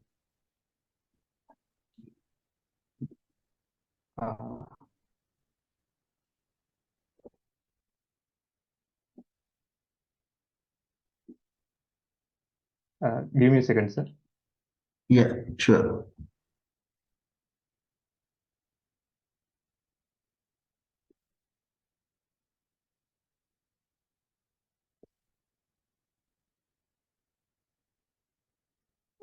So is it moving now?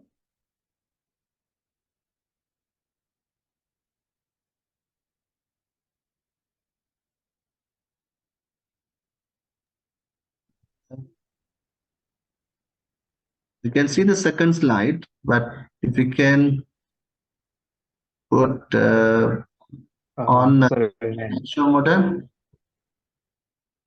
when I go to the screen share mode, so it again comes back to the beginning, sir.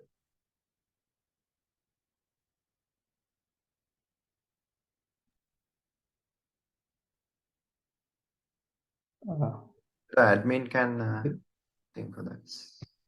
Is it okay now, sir? I think now it's working. Yeah. Usually the prostate gland gets it, hypothalamus produces GnRH. When it acts on pituitary, it secretes LH and FSH, which acts on testis. And it produces testosterone from Leydig cells, which is the normal pathway, and it is the major pathway of testosterone for the prostate gland. and minor pathway it's from the adrenal gland, and there are another small minor production of testosterone from other cells as well. And bit of biosynthesis before moving into pharmacotherapy. Now we know it is mainly produced from testis and androgens, adrenal androgens, and it transport through mainly binding to the testosterone binding globulin as well as albumin, and 3% is free testosterone.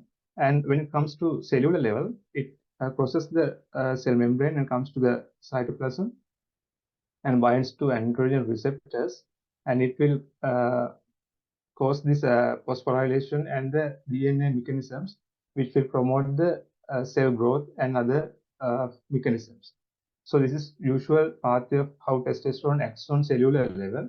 So understanding this mechanism, the pharmacotherapy is mainly derived to block these pathways. So bit about biological syllogism, which means that usually the prostate gland, the cells are mainly dependent on testosterone, and when there's castration, the prostatic tissues get kind of atrophy. So that basis they have used to treat the castration as a main treatment for treating prostate cancer. So here we want to first cut off androgens. Same time we want to block the androgen receptors, so we can get kind of good control of the disease. So this concept is used in androgen deprivation therapy. So basis on that, there are four main mechanisms to block the by doing orchidectomy. Others are anti-androgens, others by inhibiting GnRH or LHRH secretion by agonist to antagonist, and other thing is inhibition of androgen synthesis.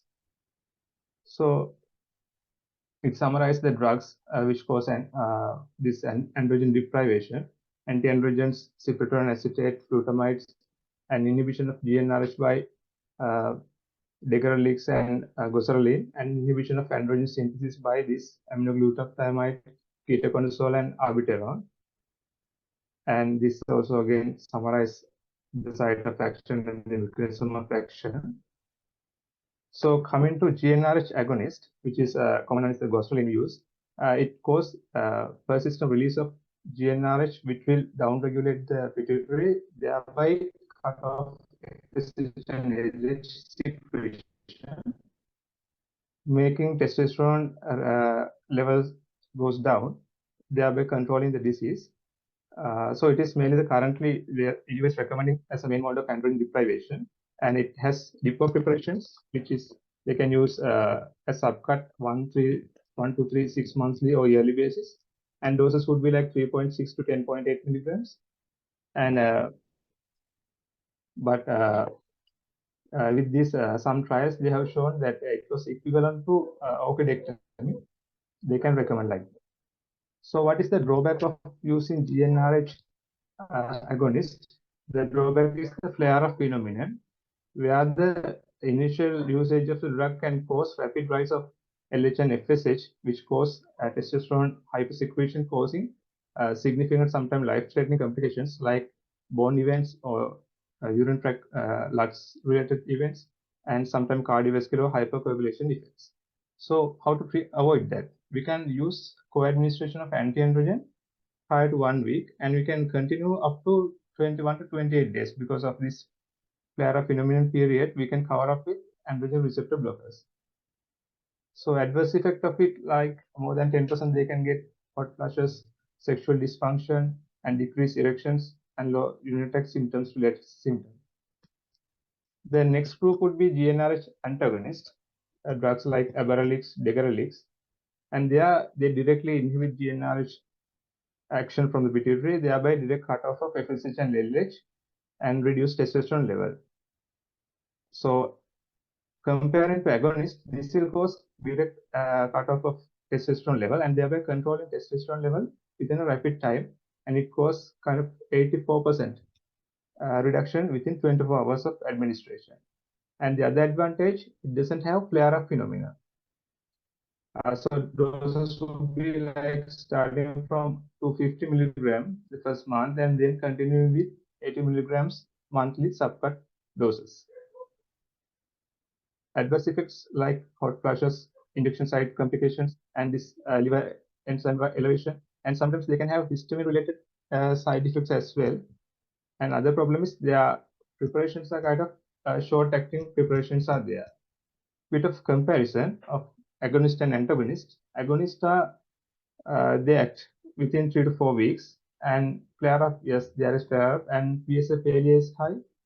Another thing, they need advantage is we can use 3 monthly injections, but antagonist, it will give early castration, and there's no flare up, and the problem is local injection site complications are more, and we can use monthly administrations. Another drugs come as is a regular release. It also showed it was rapid reduction of testosterone level within short period of time. It can use as oral agent. Then the next second group is anti-androgens, where these compete with androgen receptors at the receptor level and causing testosterone level reduction. Action is blocking. So the main drugs we can divide into steroidal or non-steroidal. Steroidal drugs are cyproterone acetate, progesterone acetate, and other drugs, and non-steroidal are nilotinamide, flutamide, and bicalutamide, enzalutamide. Those drugs are there. Steroidal drugs, additionally, they have, other than androgen receptor blockage, they have additional central inhibition of androgen production. So this, as I was explained here, this androgen receptor blockage is done at the cellular level, thereby inhibit testosterone level. So bit about cyproterone acetate. It is a classic steroid anti-androgen, and it rapidly lowers testosterone level, and it has these 2 actions, central inhibition as well as direct androgen receptor blockage. We can use 100 milligram either 2 times or 3 times per day, and this has side effects of androgen blockage. So loss of lipido, erectile dysfunction, those side effects are there. And same time, they have hepatotoxicity as well as sometimes cardiotoxicity as well. What about non-steroidal androgen receptor blockers? They again act by centrally by inhibiting receptor level, and it reach about now, though it blocks the testosterone, though it blocks at receptor level, the usual testosterone level either be normal or sometimes can be elevated, so that other anti-androgen hypogonadism features not there. So potency and patients, those symptoms can be preserved. So side effects like gynecomastia, breast pain are the commonest out of them. And some drugs like flutamide, they can have gastrointestinal toxicity like diarrhea related problems. So a bit of couple of drugs. Flutamide is again non-steroidal anti-androgen, which is the first one to be introduced, and it has problem with short half-life, and dose is like 250. We can use 3 times per day, and it has shown inferior when treating as a monotherapy in metastatic cancer. So it doesn't use as a monotherapy, and we have to combine with other drugs as well. And bicalutamide, it's kind of popular one because it has long serum half-life, and it's a kind of potent drug, and we can use once per day dosing with good compliance. Another advantage is this bicalutamide doesn't affect by like renal insufficiency or moderate hepatic impairment patients. Even those patients can use bicalutamide.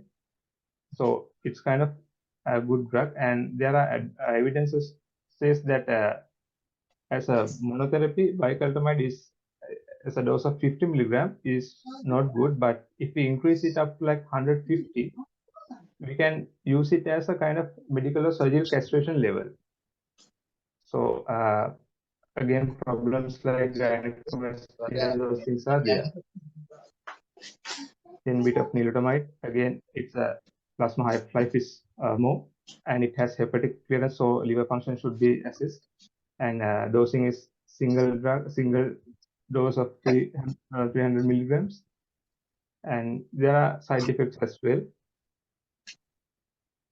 And bit to know about enzalutamide, because it's again androgen receptor antagonist, but it has kind of more advanced action, it is not just block the androgen at receptor level, same time it inhibits androgen receptor translocation as well, and its action at DNA level. So it's kind of multi-step blockage of androgen testosterone.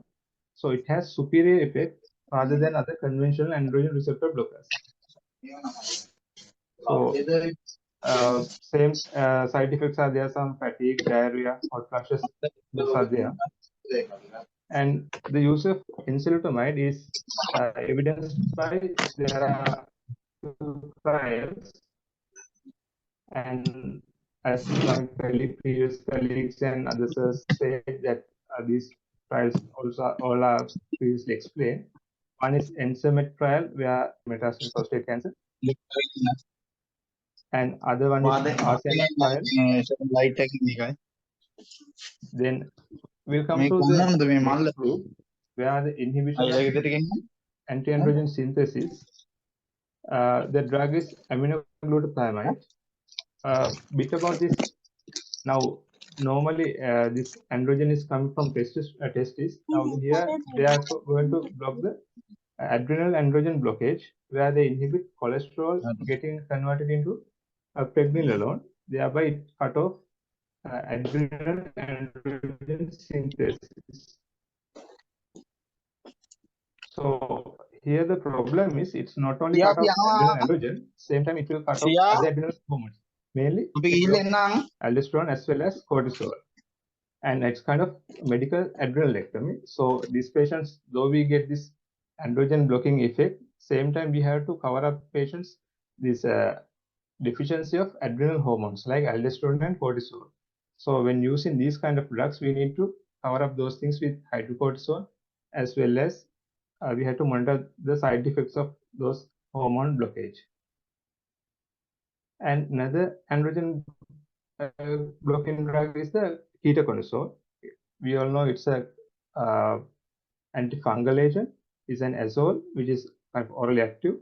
Here we use it as a anti-cancer drug, where the drug causes blockage of production of testosterone by inhibiting cytochrome 450, and it can inhibit the conversion of lansitol to cholesterol. Same time the conversion of this C21 steroids. So it also, the advantage is it kind of has a rapid action. So thereby it drops testosterone level within about 4 hours, and same time it is kind of reversible. But this effect we need to kind of give continuous ketoconazole supply in order to maintain the androgen deprivation mode in a patient. Doses would be like 400 milligram, like every 8 hours we can use. Side effects would be gynecomastia, lethargy, and hepatic dysfunction. Those side effects are there. And then other drug is abiraterone. It is again potent and selective inhibitor of cytochrome P14, which is a kind of key enzyme of androgen synthesis. Again, coming to adrenal androgen synthesis, this abiraterone blocks cytochrome P17, thereby it inhibits testosterone production, and same time it inhibits cortisol production as well. So in using this drug, we have to replace cortisol as well. But because of the inhibition of these enzymes, it elevate the cortisol, aldosterone level. So patient will have side effects of hyperaldosteronism. Same time, cortisol level will be less. So these drugs are evident by Stampede and Latitude trial, which is broadly discussed earlier. So I'm not going to discuss again. And it shows there are significant overall survival benefit by using abiraterone acetate. The dose they have mentioned is 1000. And this Kaisamia chart also shows that there's survival benefit. So now when we use androgen ablation, what are the complications of it? Bit of complication. One thing is osteoporosis, because now these patients already are in aging population having low bone mineral density. So we have to anticipate they are having skeletal events in the future. So we have to screen preoperatively, and then we have to, when we are doing androgen deprivation, monitor in regarding of osteoporosis, because they say after 5 years of androgen deprivation, nearly 20% of men they experience fractures. And then how to prevent those things or how to reduce those things is by we can do smoking cessation, weight bearing exercises, and we can supplement with calcium and vitamin D with these kind of doses. And other complications like hot flushes, where we can most of the patient will develop these symptoms and they can be treated with progesterone agents, and sometimes with SSRIs like melafexine. They are effective in those patients. And sexual dysfunction is kind of a main problem in these patients, and no exact treatment can be applied, but we can try with phosphodiesterase inhibitors or local treatment like intracavernosal injections for those patients. And they say that there are evidence of slight cognitive function deterioration with androgen deprivation, and same time the body have changes, because by cutting testosterone they will have metabolic derangement, and they can lead into cardiovascular morbidity and mortality, and metabolic syndromes like diabetes and gynecomastia, anemia. Those are the complications. And then the response of androgen blockage, the response is mainly depend on the magnitude and the rapidity of the response to the androgen blockage. And we can monitor it using PSA as well. And the drop of PSA gives kind of idea about how the response would be. And the two parameters like the NIDA PSA and the pre-treatment testosterone level would be kind of gives an idea about the progression of the disease. And same time, they say that patients who are having high Gleason score, having kind of high risk of getting castration-resistant disease in future. And what about this androgen deprivation using with other treatments like radical prostatectomy? Androgen deprivation has no place, I mean, as a monotherapy. But with radiation therapy as a combination, there's a place of androgen deprivation. And these are discussed earlier in previous colleagues. And the intermittent or a continuous usage of androgen deprivation, again, no data shows that intermittent therapy is superior to continuous one, because it doesn't show survival advantage. So continuous androgen deprivation is kind of advantageous. Then I come to about castration-resistant prostate cancer-related pharmacotherapy. These slides I will skip because already they have been discussed, the mechanisms of it. And Madhushankar, you have 5 more minutes. Okay, sir. Here the treatment modalities for castration-resistant prostate cancer, mainly apart from androgen deprivation, the first-line treatments like docetaxel, which is a chemotherapeutic agent, and other drugs like abiraterone, spitulacel, and there's second-line treatments like carbotaxel, and again we can use abiraterone, enzalutamide, or the novel agents like radium-223, like we can use those agents. So a bit about docetaxel, it's a chemotherapeutic agent belong to taxane family, and it induces apoptosis, and by blocking this anti-apoptotic signal pathways, kind of complex mechanism is there, but simply it induces apoptosis, thereby promoting cell death. And it's a first-line chemotherapy, and we can use a dose of 75 milligram per square meter as a 3-weekly combination with prednisolone. And evidence, this drug is evidenced by this SOG trial as well as TAX trial. And there's another agent which is a spitulacel, which is a kind of vaccine, which is a kind of novel agent.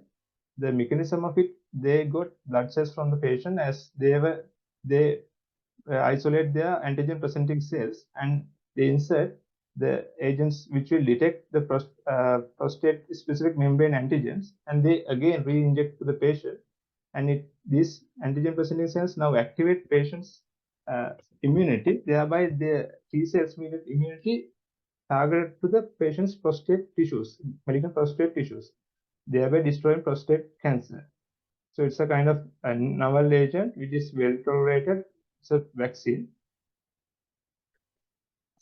And another entities, they use radium-223, which is a kind of bone-seeking radiopharmaceutical, which is evident by this Alamsica trial, where this radium is targeting mainly bone, which is used in metastatic prostate CA, which is targeting bone-related mets, and it improves the median overall survival by 3.6 months. And apart from main treatments, just about this pharmacotherapy related to prostate CA for this bone metastasis, Nuras discussed about this entity. They use bisphosphonate like solendronate or famidronate, which is kind of main kind of treatment which used in metastatic prostate CA to relieve these bone-related events. And there we use bisphosphonate. The action is mainly by this osteoclast. They present frank ligands. So this frank ligands got activated and it causes bone resorption. But these drugs like bisphosphonate, they inhibit osteoclastic activity and prevent osteoclast proliferation, thereby prevent bone getting damaged. So that we can use a dose of 4 milligram and like a monthly or 3 monthly, and same time co-administered with supplements of calcium and vitamin D. The problem is we have to look for the complication that is osteonecrosis of the jaw. Another drugs which used in this metastatic bone-related events is a rank ligand inhibitors. The drug is denosumab. The action is this denosumab. It inhibits this frank ligand, thereby prevent osteoclasts getting activated and doing bone resorption. So those would be like 120 milligrams subcut for every 1 month. And they are also having side effects like fatigue, nausea, hypophosphatemia, and this osteonecrosis of the jaw. So those are the kind of other drugs which used in prostate cancers. Thank you. Thank you, Madhushankar. We would like to hear things from Dr. Nurad.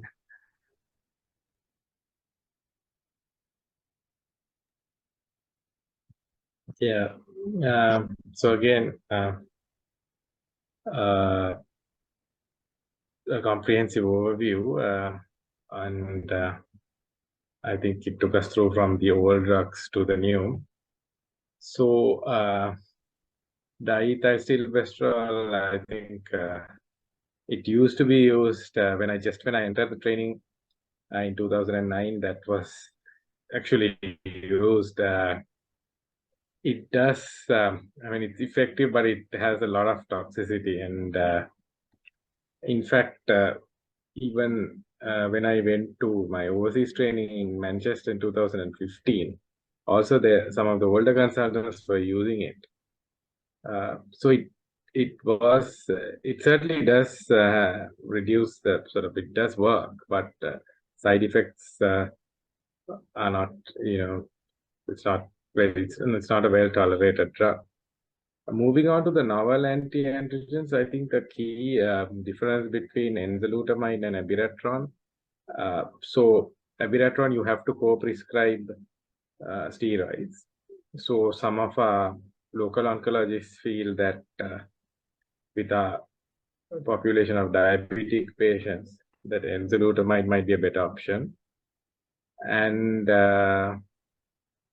but when you're giving steroids with abiraterone, you're actually replacing the deficiency. It's not a so at least in theory, it should not cause an excess of steroids. Enzalutamide, so past history of epilepsy is an absolute contraindication. So because it can cause seizures,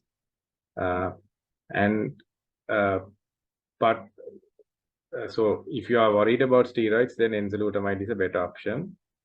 The main side effect of enzalutamide is tiredness, fatigue. So it causes quite a significant amount of fatigue. Abiraterone, I don't know whether it's because you are co-prescribing steroids. Fatigue is not a major issue. Enzalutamide also has a slightly less liver toxicity, and so if you are worried about liver dysfunction, again, it's a better drug. But certainly the differences are marginal.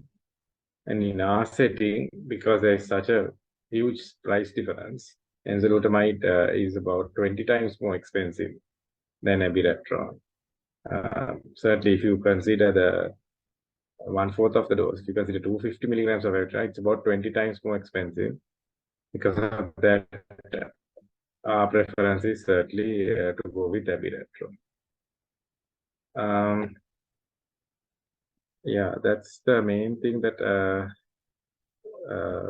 I have to say. Yeah, so for treatment-induced gynecomastia, particularly with bicalutamide high dose, you see that we normally co-prescribe tamoxifen 20 milligrams every other day.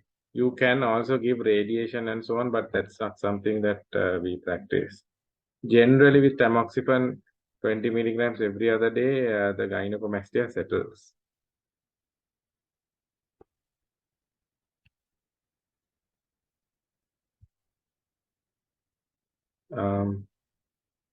Yeah, that's basically what I have to say. Dr. Murad, out of these drugs, what are the drugs available in our setting? So we have enzalutamide and abiraterone. Of course, bicalutamide is available. The GnRH antagonist, I haven't sort of seen it being used routinely. There have been few patients who have got it on like personal user license, but yeah, so the Sipuleucel is not available. Chemotherapy, we have cabazitaxel is available. So enzalutamide and abiraterone is available, but enzalutamide is expensive. It is available in the private sector. It was available in the state sector. At the moment also, we have some old stocks. The College of Oncologists has taken it out of the essential drugs list because the alternative abiraterone is very much cheaper. So at the present time, we are recommending that it be not procured. Till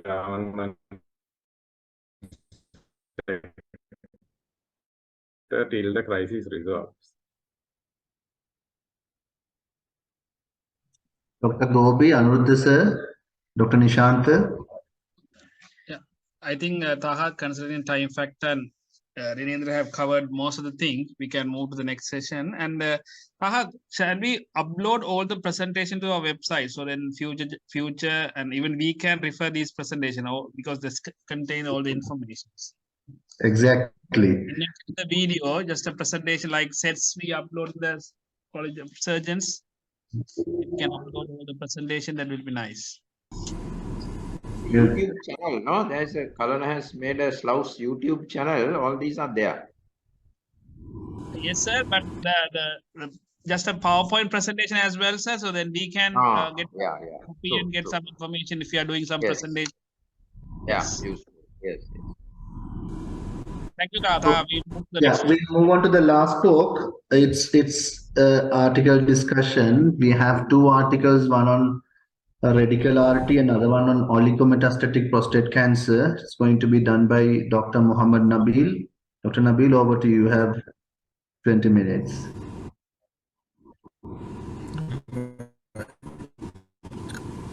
Good evening, sir. And expert panel. Nabil, we can't hear you clearly. Some issue. The group, so we can everyone read and understand. Taha, yeah, proceed with the sessions. Yeah.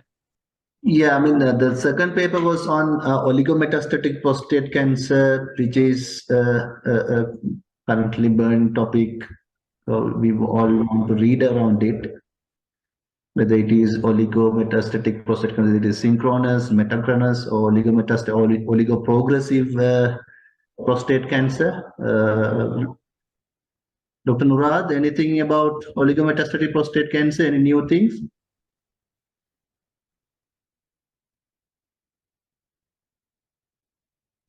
Yeah, so I think with regard to radicals, I was just looking up the paper right now. So I think the main criticism was that if you look at the patient population, most of the patients out of the inclusion criteria had positive margins. That was the main patient group. Only for yeah, only 4% had positive nodes, and only 18% had a Gleason score of 8 or more. So, and also most of the patients were T2 or T3A. So T3B also only 20%. So that was the problem. And so whether whether you can sort of extrapolate the results to patients with high Gleasons, particularly if you do have positive nodes. I think so. That's the group where now adjuvant radiotherapy is being offered. So that was the main issue about the radicals trial. Oligometastatic, yes. So we are now doing sort of stereotactic radiotherapy where you give very high doses. So the criteria is very strict there. You would need a PSMA PET actually to exclude metastatic disease elsewhere. And then you would have to, if it is sort of less than 3 sites or between certainly less than 5 sites, you can sort of do a bit of what they call spot welding, where you ablate the tumors with these high doses of radiation. Again, there is no convincing evidence of any survival benefit, and certainly, although trials have shown sort of progression-free survival, they have been sort of all mainly randomized phase 2 sort of trials. So it's really not standard of care as such, although centers are certainly practicing it. In the United Kingdom also now they have started outside of the trial, they've started treatment, but you really don't know, because these patients are patients who would anyway have a sort of a prolonged survival. They've got few meds, and so that's the group where you would give the stereotactic radiotherapy. The other group is patients who have oligo recurrences, that is, after radical treatment, when at recurrence, where they have sort of a few meds post radical treatment. That's the group again which has a good prognosis and you don't apply. So when it comes to prostate cancer and you're sort of prognosticating, now in breast cancer, de novo metastatic breast cancer, that is at diagnosis if you have metastasis, those patients have a better prognosis than patients who have recurred after curative treatment. Say after mastectomy, patients who get meds after mastectomy and adjuvant treatment have a worse survival than those who presented with de novo meds. But in prostate cancer, it's the other way around.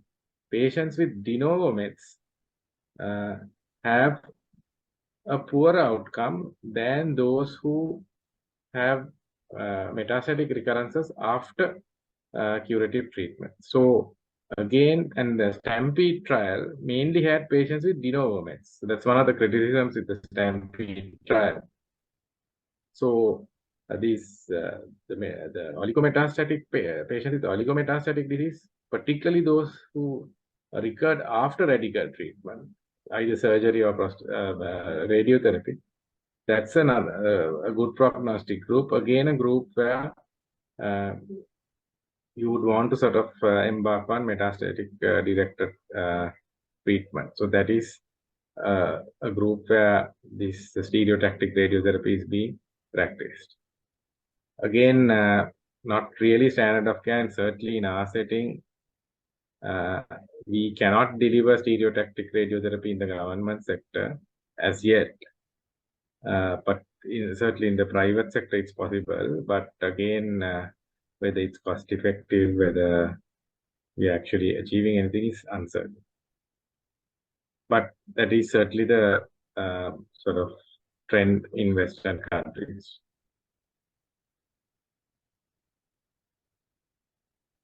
But a PSMA PET is absolutely essential if you are going to embark on this strategy.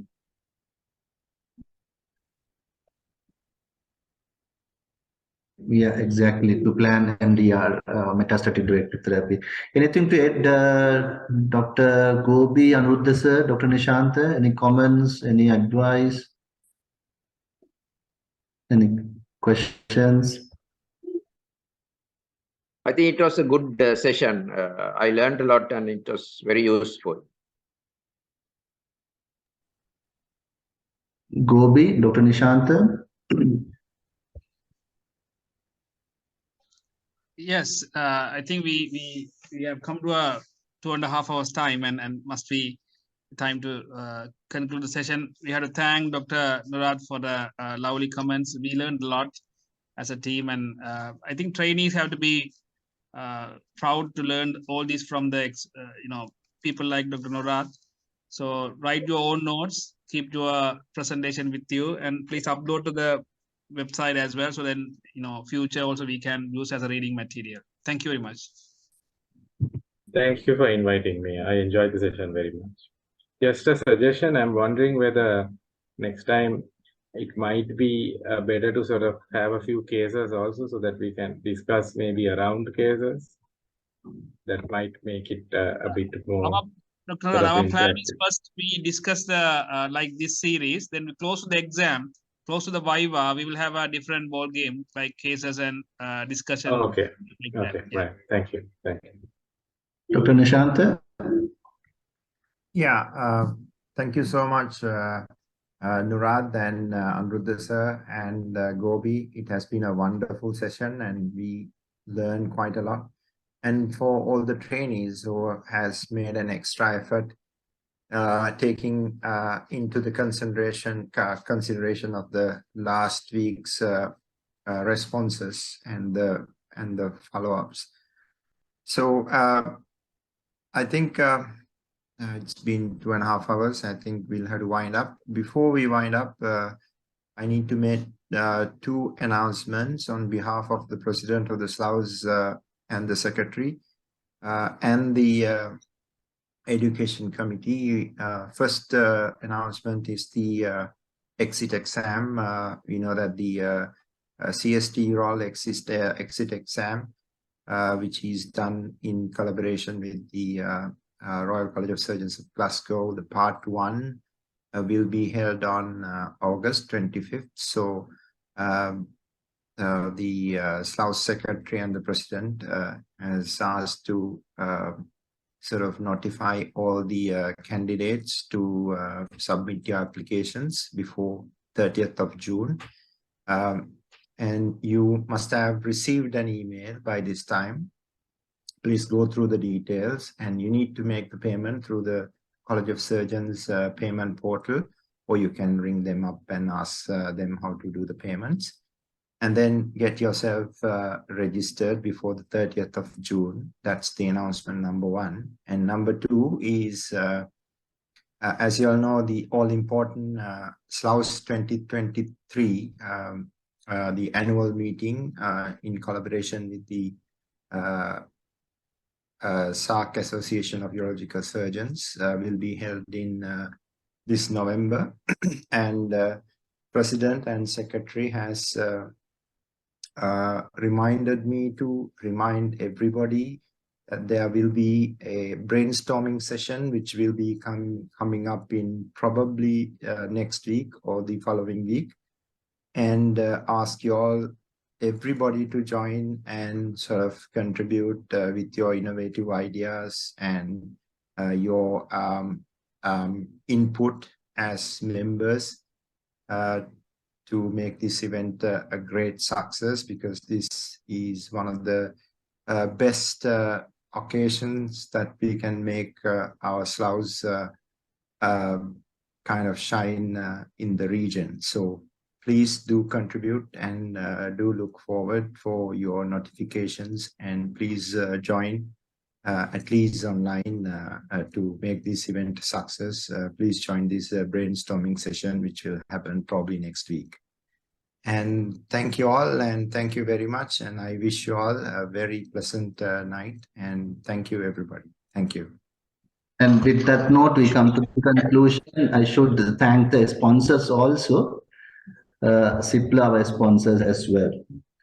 So once again, thank you very much, Dr. Nurad, Anuruddha sir, Dr. Balagobi, all the presenters, all the participants. We learned a lot. Actually, I came like, I read everything, but now I feel I have to start to read everything again. Thank you very much. And we will meet next week. The next week it would be on testicular and penile cancer. And the topics or subtopics will be shared sooner.